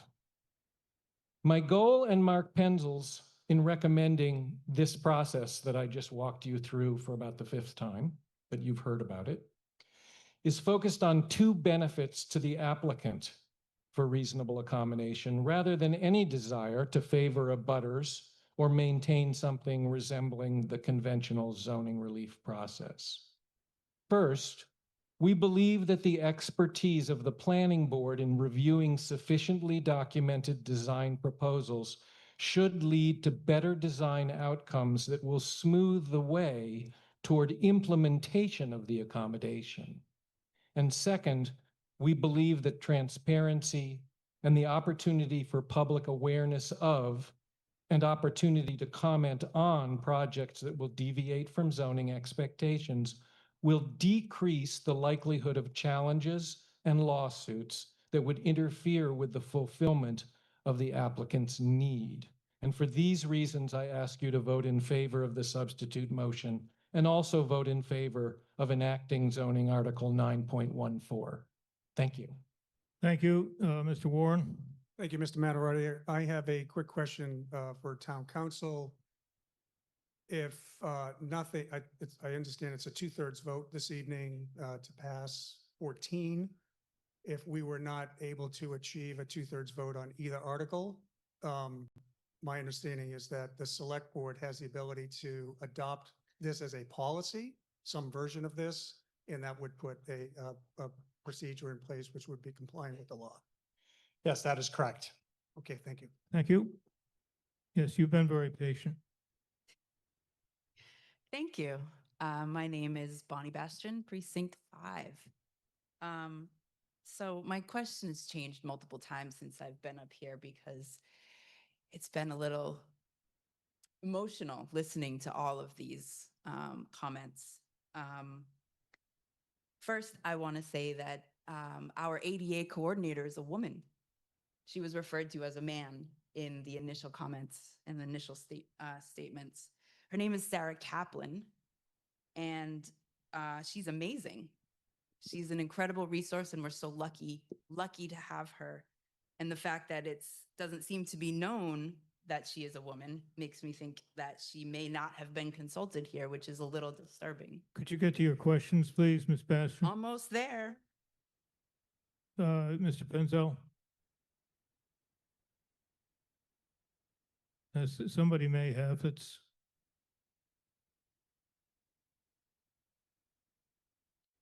All right, Mr. Penzel did not refer to Okay. the Thank ADA coordinator as a man. Go ahead. Great. I hope she was well consulted. Great. Thank you, Mr. Penzel. I think it's shocking that on the floor, someone's civil rights are being weighed against concerns for neighborhood character. That hurts my heart. So I wanted to understand what confidentiality and privacy might mean in the context of this, in the context of the laws. And so I went to the Massachusetts website to look up, whether reasonable requests for zoning bylaw modification need to be considered at a public meeting. And it says not necessarily. Municipalities should not put a burden on people with disabilities that is not imposed on other land use applicants. So other residents seeking exceptions from zoning laws are not entering a public meeting to put their very personal health. So, Ms. Bastian, this is intended to be a question and answer period. Not a speechify period. Could you, if you have a question, please ask it. Almost done. Putting their very personal health needs out into the public. They are requests for things that are their preference. That is not comparable to having your personal accommodation needs for your physical ability to live in your own home. So I'm not sure I understand that as a question. It's kind of not. My question is turned into. Thank you. Thank you. We'll take it as a comment. My initial question was, how do you define privacy in the context of this? Anyone can answer that. Mr. Penzel?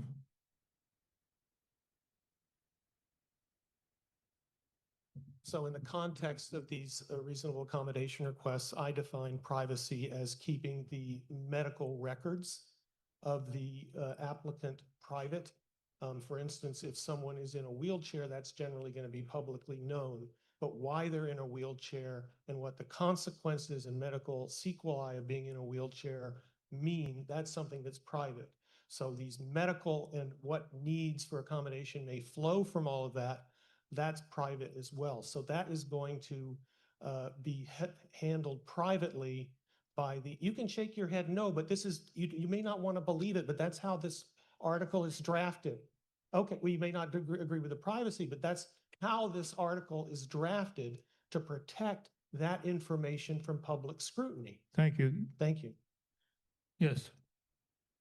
Hi, Lisa Schatz, town meeting member, precinct 11. And I'm also was the sister of a disabled brother.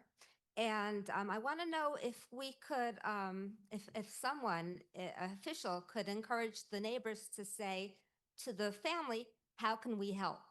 That would be much more useful and much more beneficial to the family, to them, to everyone involved, rather than looking at it and saying, oh, they're putting up a ramp. Well, we're not going to amend any of these motions at this point. Yes, sir. Yes, Charles Homer, Precinct 8. A question for the petitioner as to what the rationale was for not including the ADA coordinator in the initial motion. Thank you. Well, it's a little awkward to try to get the petitioner to respond, but if she's still with us and she heard the question, why, I'll give her a chance to respond to it. Thank you. Thank you for that question. I appreciate the chance to respond. The point of clarification, we broadly negotiated when I was talking to Mr. Penzel and his team. We said, you have the broad power to give the building commissioner the broad power, and wrote it as such, to talk to anybody in any department that was relevant to this. And so my point is, we did not exclude as accused the ADA coordinator. I hold her in high regard. I think she is probably the most trained person in the entire town on ADA at the intersection of zoning bylaws. And so indeed, as if you read what our motion says, the building commissioner does in fact have the authority to seek input from any person in any department that he deems relevant to being able to help him make that decision to that very narrow framework. So I thank you very much for asking that question. Yes. And I also want to say that Well, it is not a fatal flaw in the article. You've answered the question, Ms. Oates. It's not a fatal flaw. On my left. Catherine Florio, Precinct 10 Advisory Committee. Could the petitioners tell us what would happen under an emergency in the? No. Okay. It's a matter of privacy, ma'am. No, Obviously. under the Warren article, what the Warren article says regarding an emergency. Well, I don't think that's a fair question. Mr. Penzel?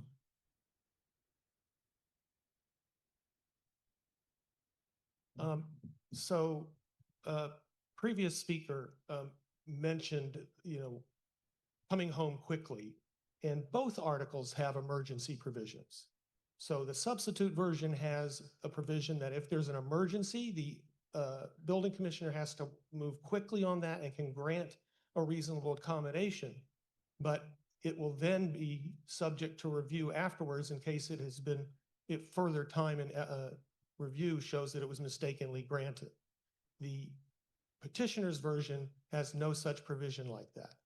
So if, for instance, somebody falls, breaks her hip, and needs to come home, well, one, they don't even need, if all they need is a ramp, they don't need to even invoke this process, because as a matter of right under state law, you get a ramp even if it extends into the setback.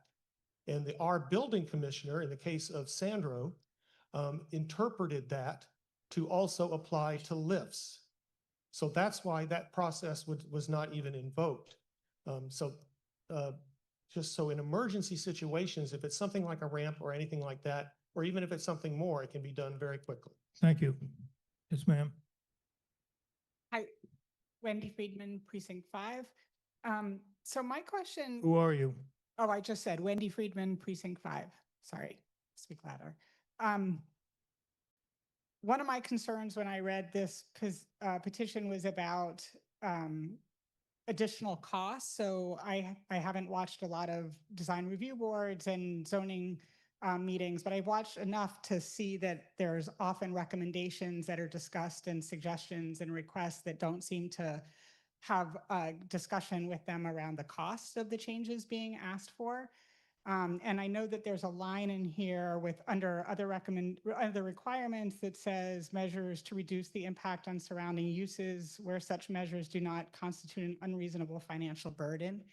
And I'm wondering how that's defined and how it will be, how that would be determined. So if somebody needs to put in a ramp and they're in a historic district and they have some complicated ironwork on their house and the neighbors are asking for the ramp to meet that ironwork, and it costs more. I mean, how does that get worked out? Mr. Penzel, would you like to field that one?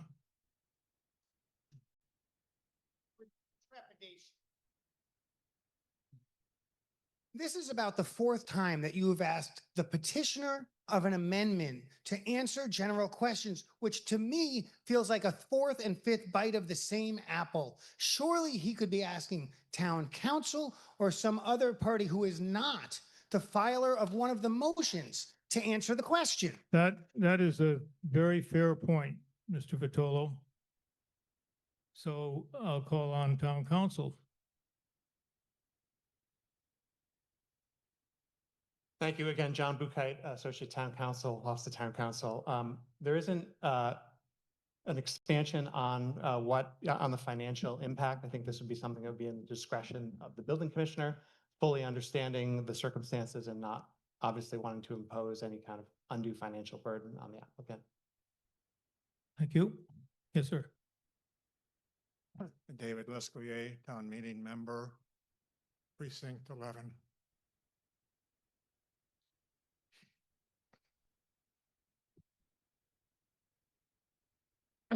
Yes, you have a question, Mr. Lescouillet? Yes. For me, this is very emotional. And I just want to say one simple comment. All of us are part of families. We have parents, we have children.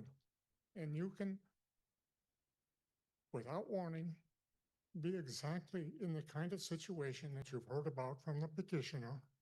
Thank you, Tommy Vitolo, for your strong voice of what it's like to walk the walk of supporting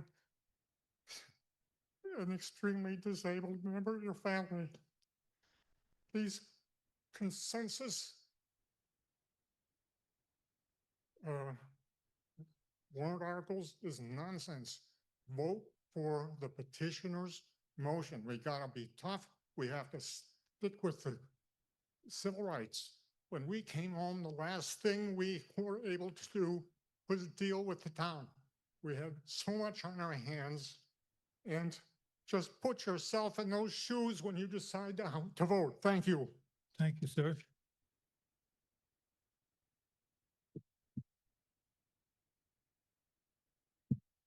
Bradford Kimball, Precinct 1. As I understand, this debate covers both warrant articles 14 and 15, but we have not heard much about 15. Is there any way we could receive information about that from the petitioners or how it relates to warrant article 15, perhaps from town council? Mr. Buchheit.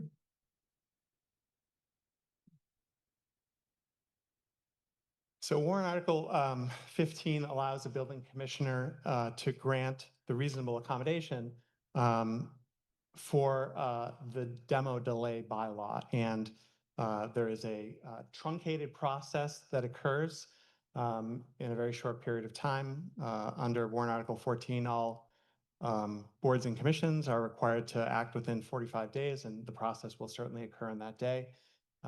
And there is a administrative review process that happens among staff internally, not public, on determining whether there might be any steps that could be taken to protect the historic fabric of the building without in any way taking away or undue financially burdening the applicant for the reasonable accommodation.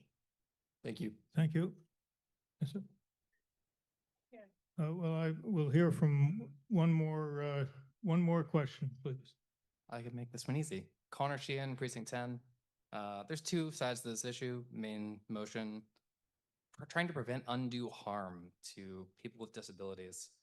The other motion, what I don't really understand is like, it's rules are rules, bureaucracy is important. My question, I guess, is to the select board who's supporting this. What harm are we trying to avoid? What's the thing we're really worried about with this? Well, Mr. Bouchard, I think you can respond to that. So I think, broad strokes, we're trying to balance the interests of the disabled, which are very significant. There are civil rights issues, but we also have a recent land court decision that talks about that the federal law doesn't necessarily preempt all of the zoning process. So I would say what we're trying to respect the rights of both the public to understand what's happening at a very basic level, as well as the significant privacy rights and civil rights of the disabled person. Thank you. Now, I've had a motion for the question. Is there a second? I have Arissa Boyd, who's asked to speak. You see who's at the microphones, and I have two other speakers, both in favor of the select board and advisory committee motion. That's Mr. Van Scoyoc and Ms. Mautner. We will, however, pause for to see if town meeting wishes to terminate the debate. Requires a 2/3 vote, and I think we're ready to vote.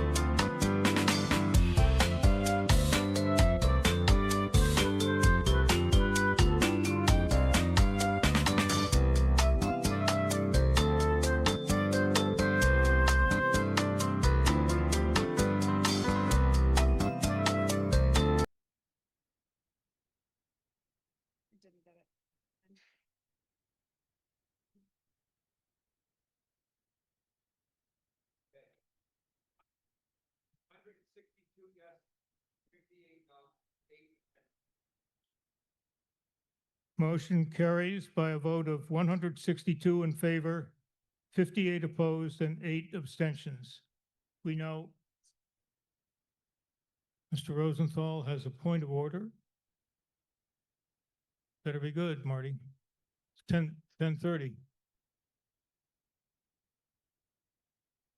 So it's Mr. Rosenthal.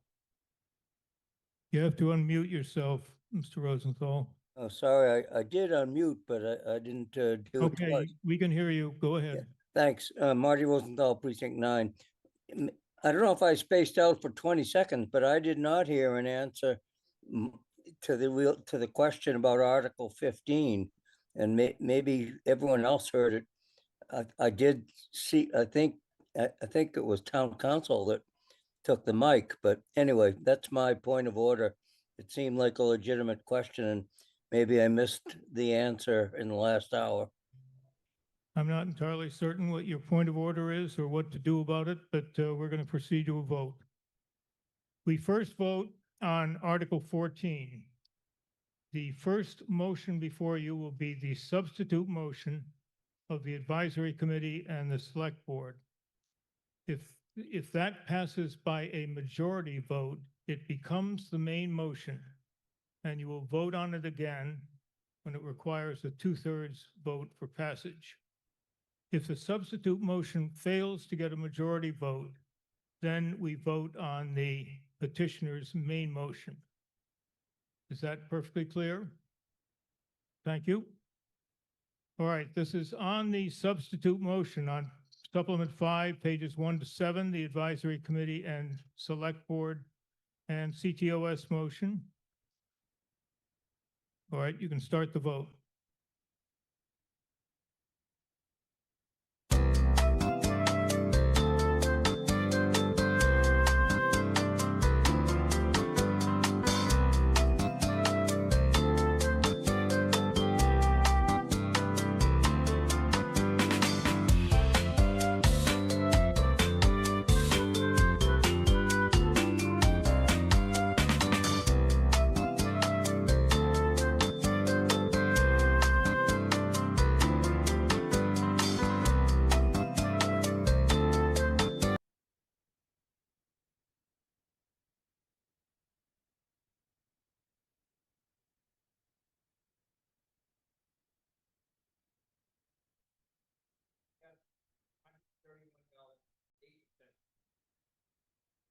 Motion fails by a vote of 92 in favor, 131 opposed, and 8 abstentions. We now proceed to the petitioner's main motion on supplement 3, pages 1 to 4, the green supplement. Requires a 2/3 vote, and we're ready for a vote.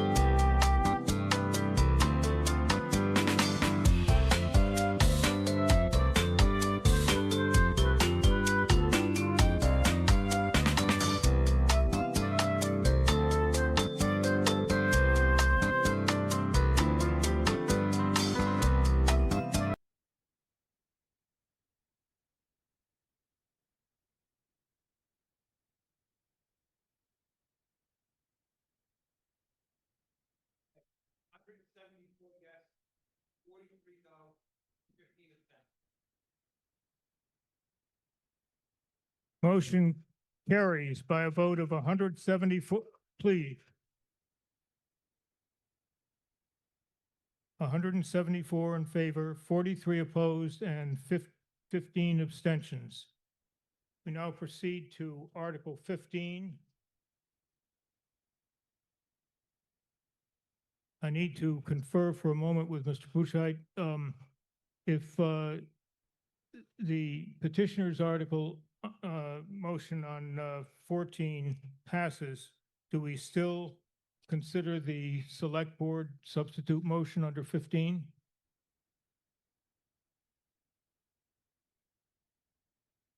I think the answer is yes. Okay. All right. So we have the same process under Article 15. The first motion will be that of the Select Board and Advisory Committee. Motion on page, supplement 4, pages 1 and 2. If that achieves a majority vote, it becomes the main motion, and we will consider it again, and it will require just a majority, actually, as the main motion. If it fails, we proceed to the petitioner's main motion, which is on supplement 2, page 1, and that requires only a majority vote. So on the substitute motion,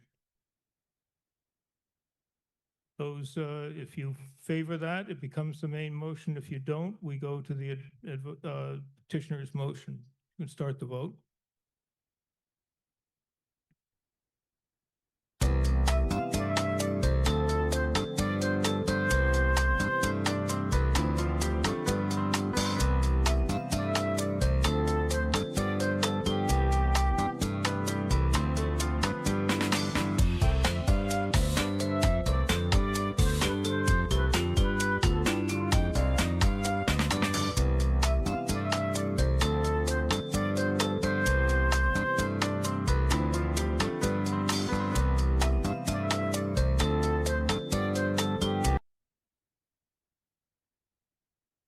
ask you not to applaud until after I have announced the results of the vote.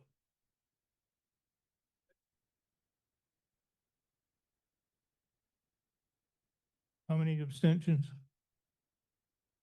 Thank you. Motion fails by a vote of 72 in favor, 143 opposed, and 16 abstentions. We turn now to the petitioner's main motion on supplement 2, page 1, requiring a majority vote. All right, we're ready for the vote.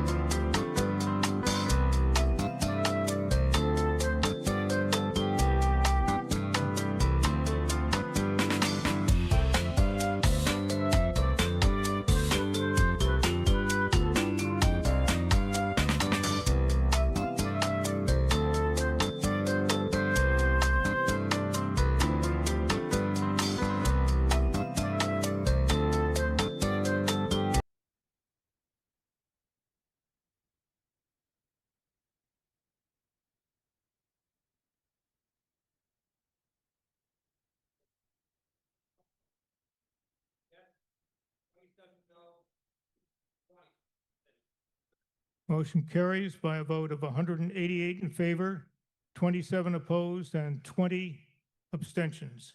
Thank you.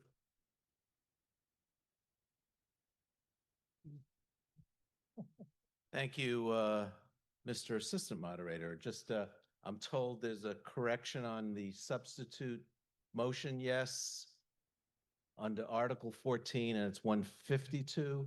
Yes. Okay, so we have a dilemma. It's now 11:40, 10:40. Guess it just feels like 11:40. And so the question is, do you want to do Article 20 now? Okay, so what I'm going to do is take a motion to adjourn. And if you want to do Article 20 now, you say no. And if you want to continue, the alternative is we would start with Article 20 on Wednesday.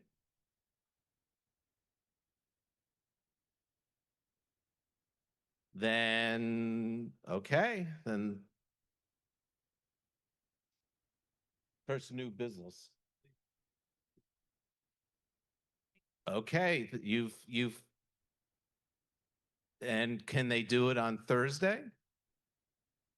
So, and we're going 4 nights, so we can, I'll take a motion to move Article 20 to Thursday, Mr. Silberberg? You don't know what I'm saying yet. Quickly. Thank you, Mr. Moderator. Isaac Silberberg, Precinct 7. Is it possible to make a motion to put Article 20 for Thursday should the motion to adjourn pass here? But if not, obviously we just continue straight away with it. Okay, so what would the motion be? The motion would be that if the motion to adjourn passes tonight, Article 20 would be deliberated next Thursday, meaning that the petitioners would be able to present. But if the motion that I'm suggesting, if the motion to adjourn fails, we would talk about Article 20 right now because they're here and can present. We'll do it in 2 steps. We'll take the motion to adjourn, and if it passes, we'll have another motion to we'll do it Isaac's way.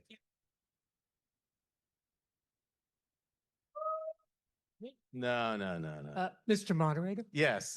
Michael Rubenstein for the Select Board.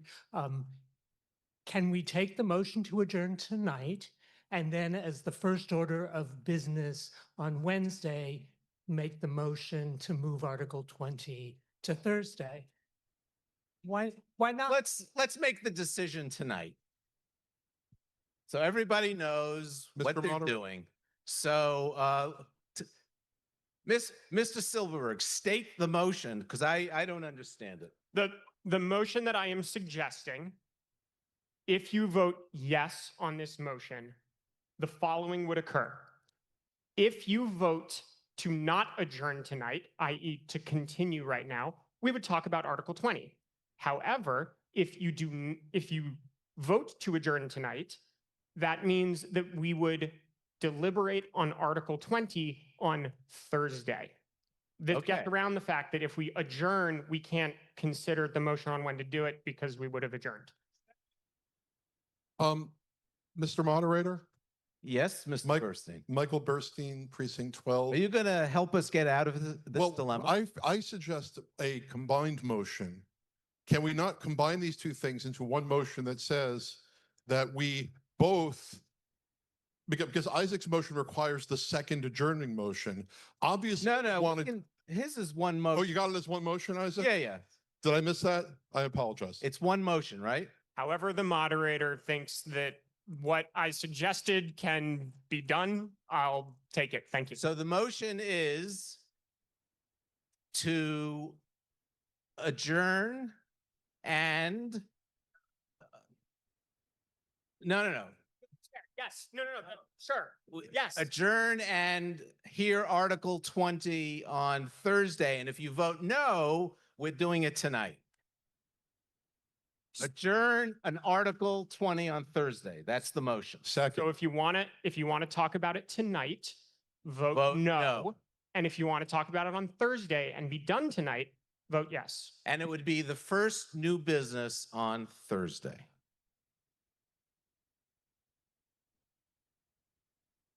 Okay, whenever you're ready, Mr. Maquando, drop this vote. Thank you, Mr. Silverberg, for helping us through this dilemma. We ready? Okay, here we go. Yes to adjourn and hear Thursday. No, we continue going. We hear it tonight. It's up to you guys.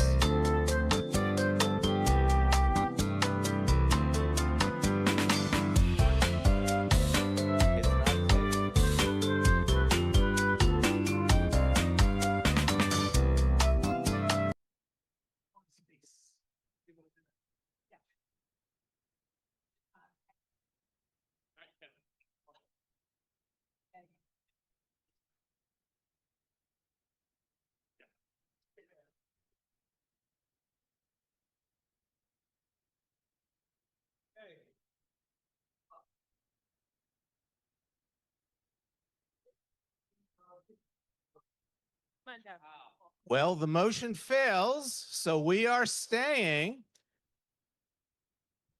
It's 109 yes, 113 no, and 5 abstentions.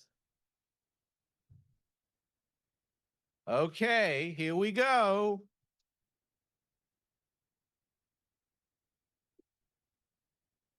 And make sure you realize the hour. Do we have a slide?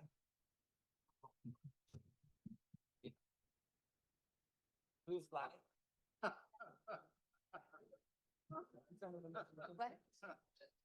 You sent it to me? Yeah.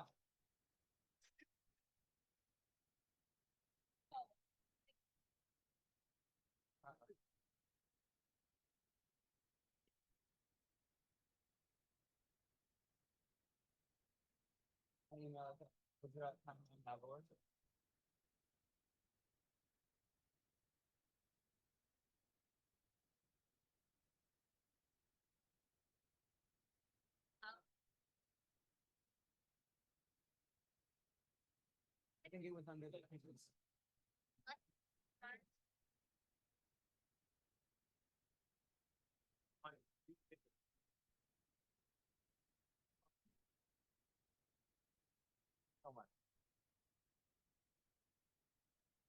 They have them.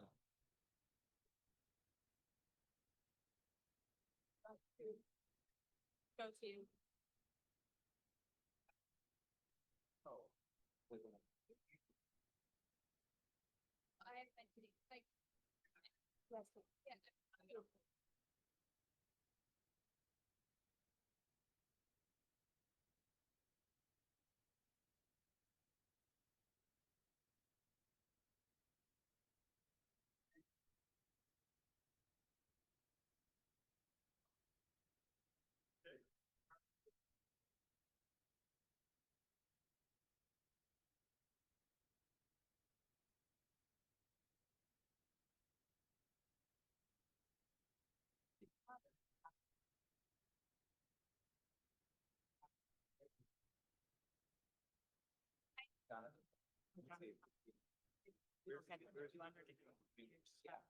Somewhere in that string. Yeah, we'll do it right now. Actually, email it to TM at Brookline. You don't email. Shira, can you email this to TM at brooklinemma.gov?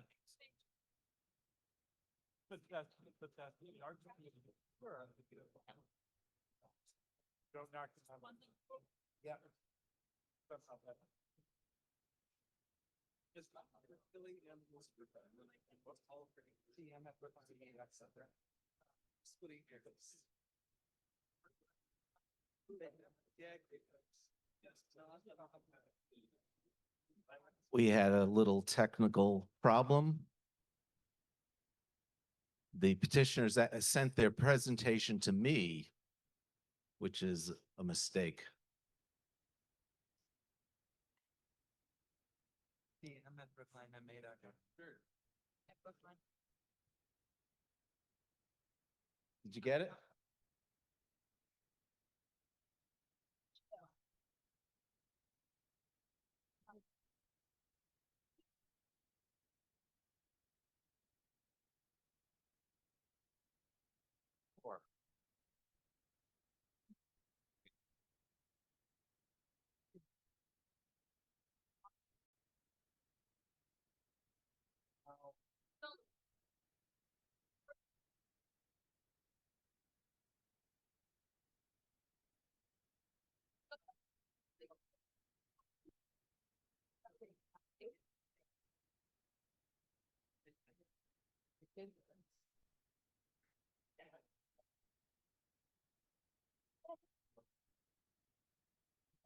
Come on.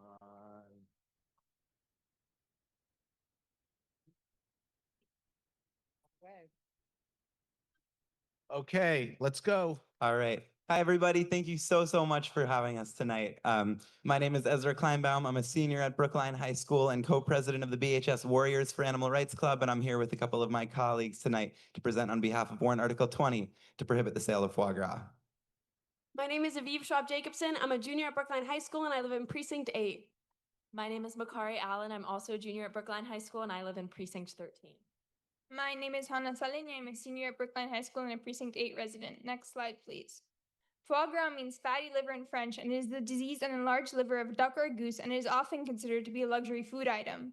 Foie gras is produced through extensive force feeding of birds, which causes the bird's liver to expand anywhere from 6 to 10 times its healthy natural size and to become white in color. The image on the slide shows a healthy liver on the right besides the liver of a force-fed bird on the left. Next slide, please. Force feeding during foie gras production is extremely cruel. At just 10 to 14 weeks old, ducks and geese raised for foie gras are force fed multiple times a day through the process of forcing a foot-long tube down their throats to pump in excessive amounts of food, far more than what they would naturally eat, pushing their bodies to the limit.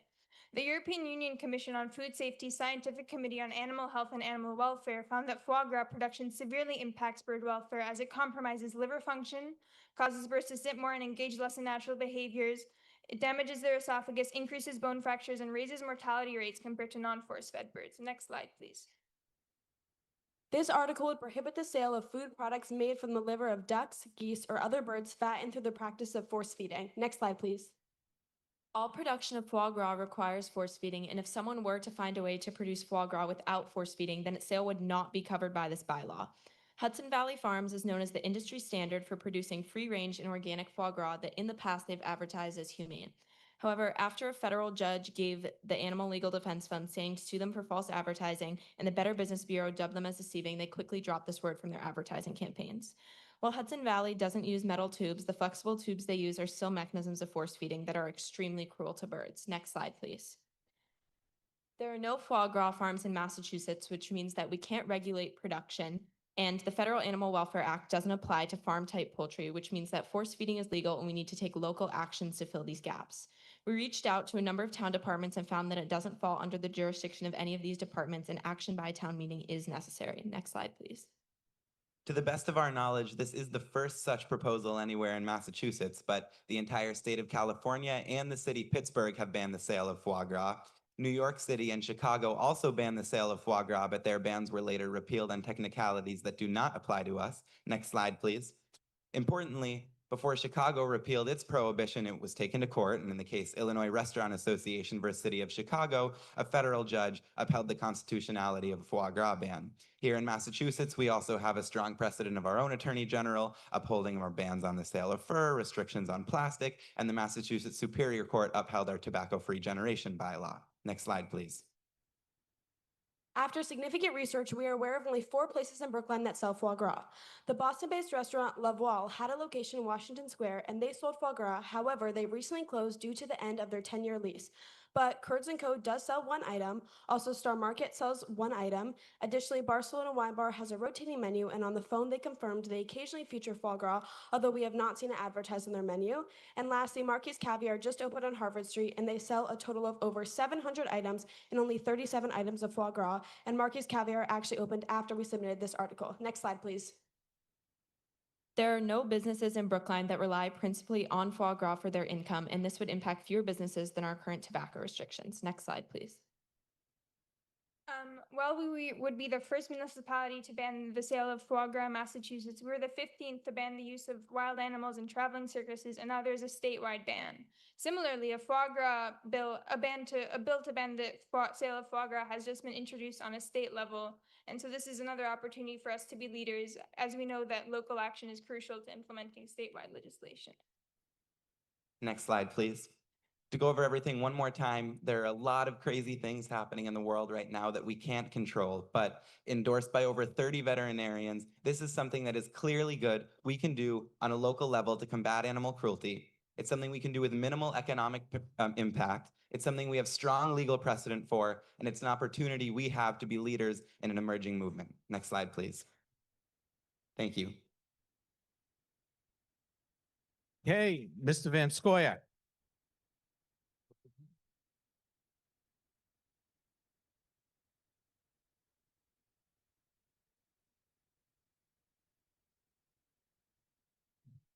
I have only 3 minutes. Well, they had 5, so I'll give you 5. Thank you very much. Oh, and I even got the map. Nope. Don't believe in equal time, I guess. Okay. Yep. Good evening. I'm John Van Scork, speaking for a 4-to-1 majority of the Select Board, who recommend no action on warrant Article 20. I thank the petitioners of warrant Article 20 for bringing their proposed ban on local sales of foie gras to the floor of town meeting. The question of whether foie gras production involves cruel treatment of geese and ducks is well worth debating, and you'd be amazed, as I was, at how widespread and diverse is world opinion when it comes to foie gras. This map that I've asked to display makes the point. Areas of foie gras production are in blue. Areas where foie gras production is banned are in red. In the US, only one state, California, bans production and sales of foie gras outright. Some foie gras customers there have done an end run around the ban by mail ordering their foie gras. Can you imagine? No states other than California have bans. New York State investigated foie gras production with an eye towards a ban, but opted to allow production to continue. New York City tried imposing a municipal ban on sales, but ran afoul of New York State laws that trumped the city initiative. Summing up, despite the moral certainty of the sponsors of warrant Article 20 in the court of world opinion, and in the US, the ethics of foie gras are okay with some people and not okay with others. As the French say, vive la différence. As for the question of whether a ban would be enforceable in Brookline, in a recent memo to the Select Board, the head of Brookline's health department raises serious doubts. Keeping in mind that one of Brookline's newest gourmet shops, Marky's on Harvard Street, caters to a significant number of foie gras customers with an array of foie gras products, Sigal Reese, our director of public health, wrote, and I'm quoting from what she wrote, quote, with the change in the landscape, meaning the addition of Marky's to the several other stores that purvey foie gras, quote, I believe warrant Article 20 would be a challenge for the health department to enforce. We would need to prioritize public health inspections over enforcing this bylaw, end quote. In other words, Sigal Reese's professional staff need to stay focused on key public health missions that are far more essential than removing foie gras tins from shelves. To name a few of these priorities: mitigation of hazards such as lead, asbestos, and chemical or biological waste, management of animal, insect, and rodent populations to prevent the spread of diseases, enforcement of food safety standards, vaccination programs, also substance use prevention. If any of these above responsibilities were neglected because of foie gras enforcement, then public health in Brookline would suffer. Finally, a word on behalf of Brookline's businesses.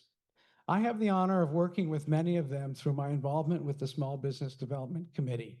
I patronize them a lot, especially the restaurants, and especially if they make a good Negroni or Mai Tai.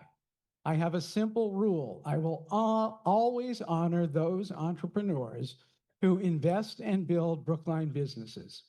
If I can, by making it easier, not harder, for them to thrive.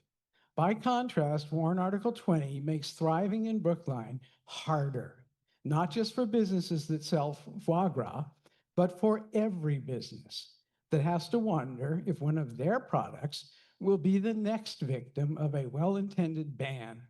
Summing up, Article 20 accurately reflects the ethical preferences of its idealistic sponsors, but it won't change the reality of a world where foie gras has been and will be widely produced, sold, and consumed.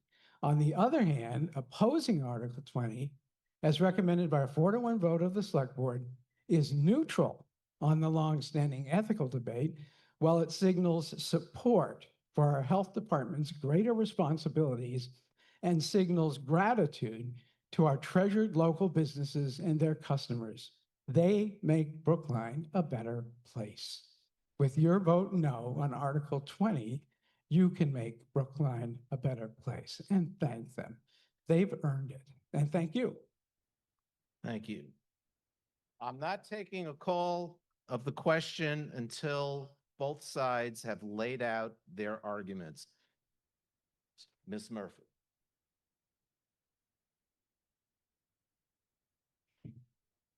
Thank you, Mr. Moderator. Jocelyn Murphy, Precinct 16, speaking tonight on behalf of the Advisory Committee, although I would like to add a brief personal note, acknowledging the contributions of the petitioners tonight, in particular Ezra and Hannah, who have steadfastly advocated for animal welfare at town meeting and will be graduating from Brookline High School next month. Thank you, Ezra and Hannah, and best wishes to all of you for your future endeavors, which undoubtedly will be spectacular.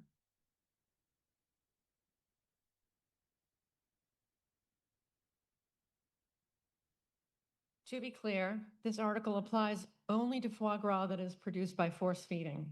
There's no need to repeat what force feeding entails or the suffering it causes.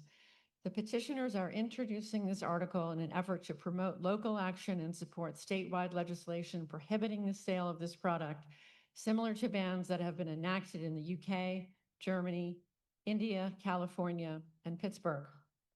By passing this article, Brookline would reportedly be the first community in Massachusetts to do so.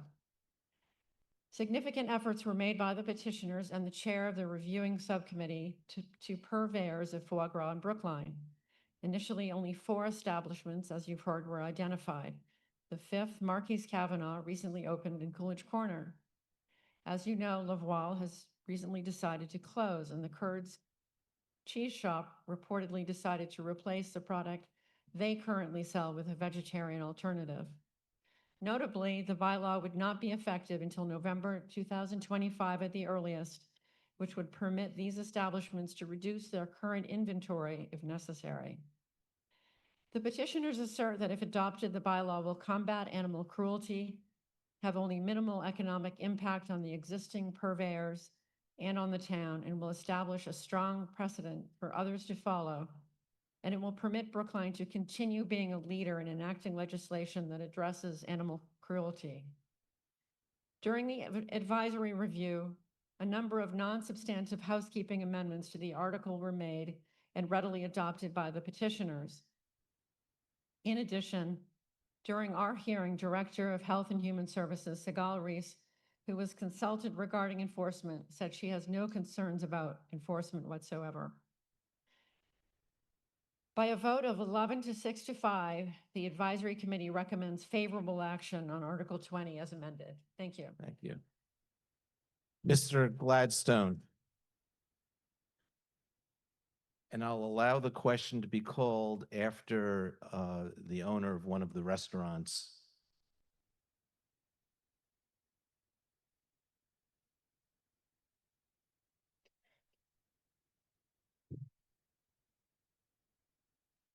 Good evening, Mr. Moderator, town meeting members, town staff, and guests.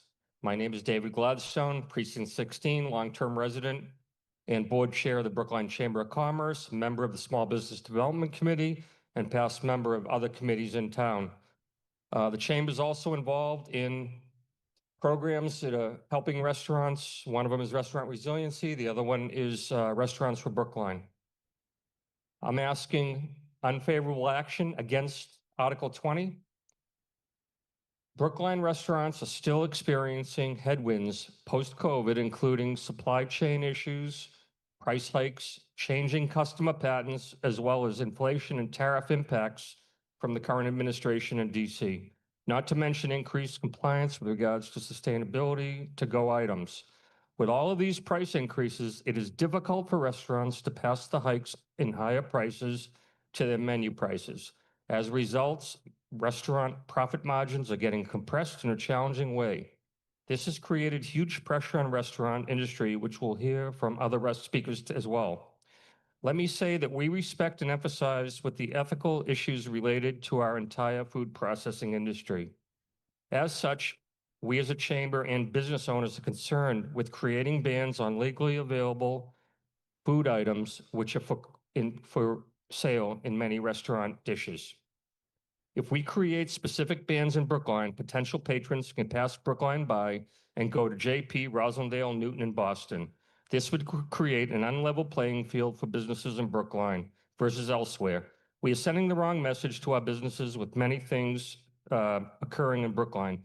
Potential new businesses have passed us by and others will follow suit if we start making legally available food not available in Brookline. Many of the proponents will say that this is a minor inconvenience and won't impact businesses in Brookline. I will beg to differ on what was said about Laval. I spoke to them. Yes, the 10-year lease was one issue, but it was an example of what can happen when there was a difficult environment to actually operate, and including the potential banning of food items in their dishes. I spoke to the owners as they were selling off their fixtures, and that was what was reiterated to me. In conclusion, if we start to restrict legally available products from our food chain, it will be a hop, skip, and a jump to veal, non-free range chicken, non-free range eggs, beef. Our food chain in general is inhumane. I can't make you change your potential vote, but I ask you to do one thing. Think about our current assortment of locally owned restaurants, your favorite local restaurant, and what the picture looks like to you. Think about what that picture might look like if these favorites go out and big boxes or corporate-based fast casual restaurants come in. Almost like a Mexican restaurant locally owned versus a corporate-owned behemoth like Taco Bell. Send the right message tonight on our support for locally owned businesses. Please remember their monies derived in Brookline stay local versus the monies derived by the large corporate entities, which go whisking out the door to another state. Please vote unfavorable action on Article 20. Thank you very much. Thank you, Mr. Gordon.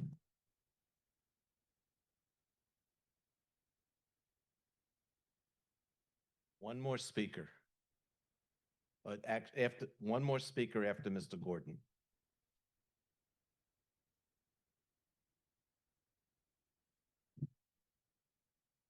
Thank you, Mr. Moderator. Neil Gordon, Precinct 1 Town Meeting member, speaking for myself and for Brookline PACS. Following on social media what I'd hardly call a debate on the subject matter of Article 20, and from arguments made otherwise, I want to talk a bit about both the authority of town meeting and the limits of that authority. Separately, I'll comment on the economic versus ethical conflicts we as town meeting members often face. First, we can't legislate what people eat. We can't legislate what they smoke, although we do control where they can smoke it. We can't limit the right to own a gun, but we do control where in Brookline you can buy one and where you can carry it. Our authority as town meeting is limited, but within our authority is controlling what Brookline businesses sell and where they can sell it, whether that be tobacco, guns, or in this case, foie gras. Brookline PACS, in recommending favorable action on this article, stated, we're pro-business, but we're also anti-animal abuse. Here at town meeting, we're confronted with binary choices. We vote yes or we vote no. In limiting the sale of tobacco, we chose public health and voted yes, taking no joy in the well-articulated impact our vote had on Brookline businesses. In limiting where guns can be sold, we chose public safety and voted yes, with barely a mention of economic development or commercial tax revenue. In regulating tobacco and firearms, we made binary ethical choices, and once again, we're faced with a binary ethical choice. I won't repeat petitioners' arguments. I just ask you to please vote favorable action on Article 20. Thank you. Ms. Ziskin? Mr. Moderator, just a point of information, if I may. I believe there's such a thing? Oh, well, I don't know. I know that's always the Give me a reaction. question, Yeah, and then I'll see. Here it is. We've heard two different versions of whether the health department can enforce this bylaw. And I believe actually Jocelyn was correct about the earlier position of the health department, but I believe I'm correct as to the current. Could we ask the Director of Public Health just to clarify whether the department has— That's a fair question. Yeah, thank you.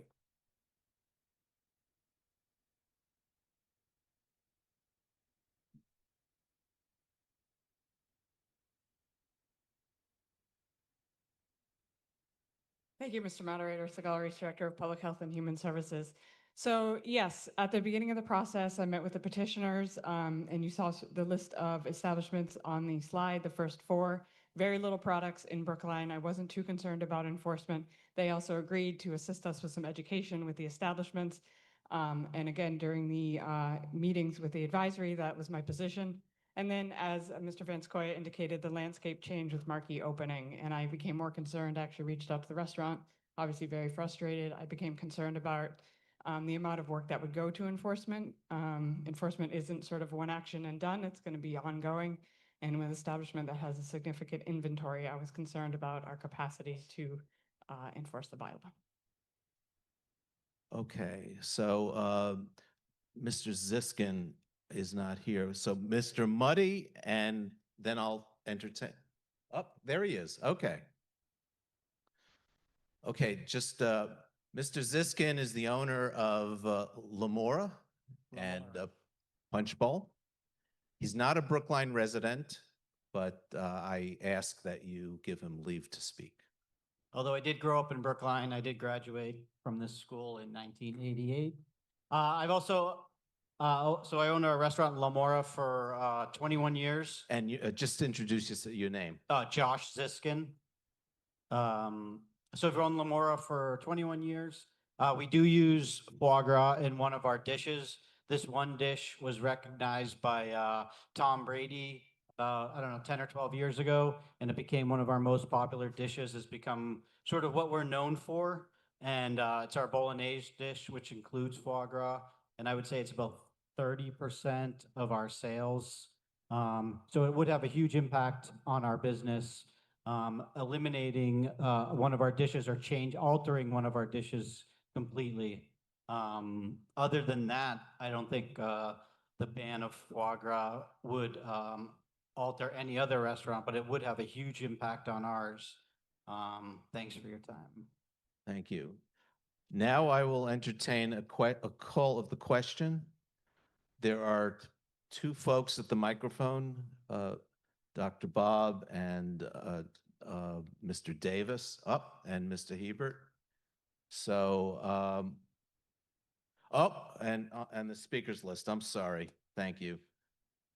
Speaking for the ban are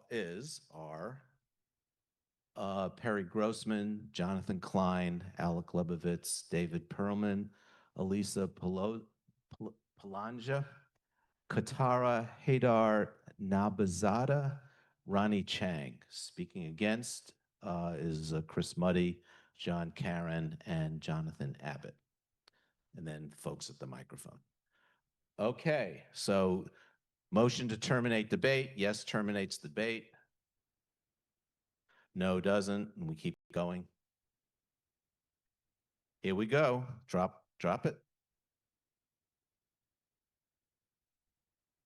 We're starting over again.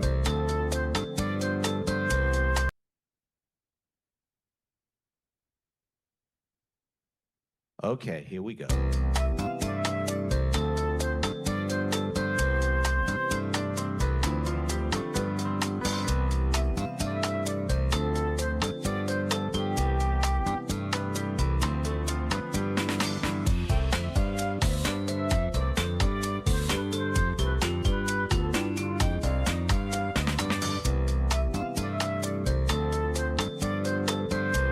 Please don't cheer. I've just been warned by the town clerk he needs to hear me.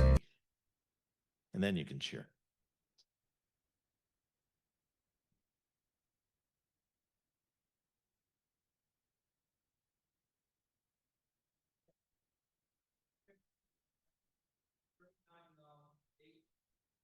Okay, motion passes 138, 39 no, and 8 abstentions. We're now ready for the main motion. Majority, this needs a majority. Yes, adopts the proposed bylaw. No, does not. Okay, we're ready for a vote. Everyone knows what they are voting on and how they're going to vote. So drop it. Here we go.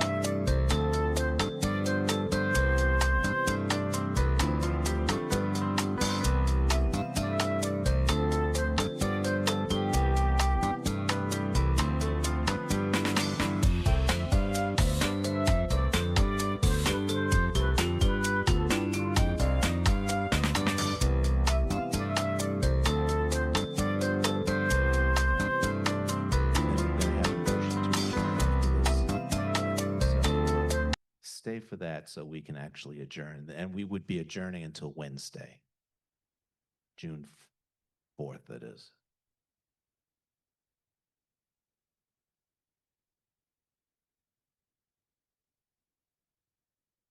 Motion is adopted. 114, yes.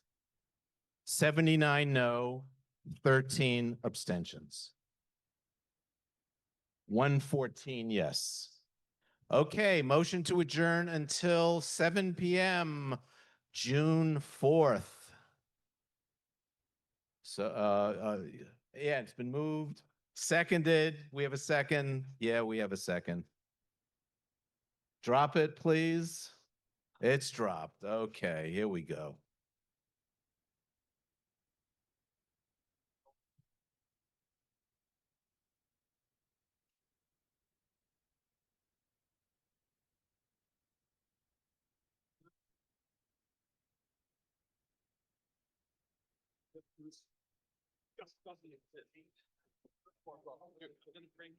I was thinking of that.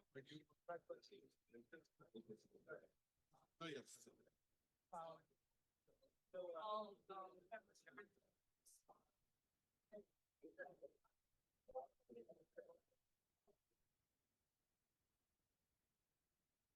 Motion passes 179 to 4 to 3.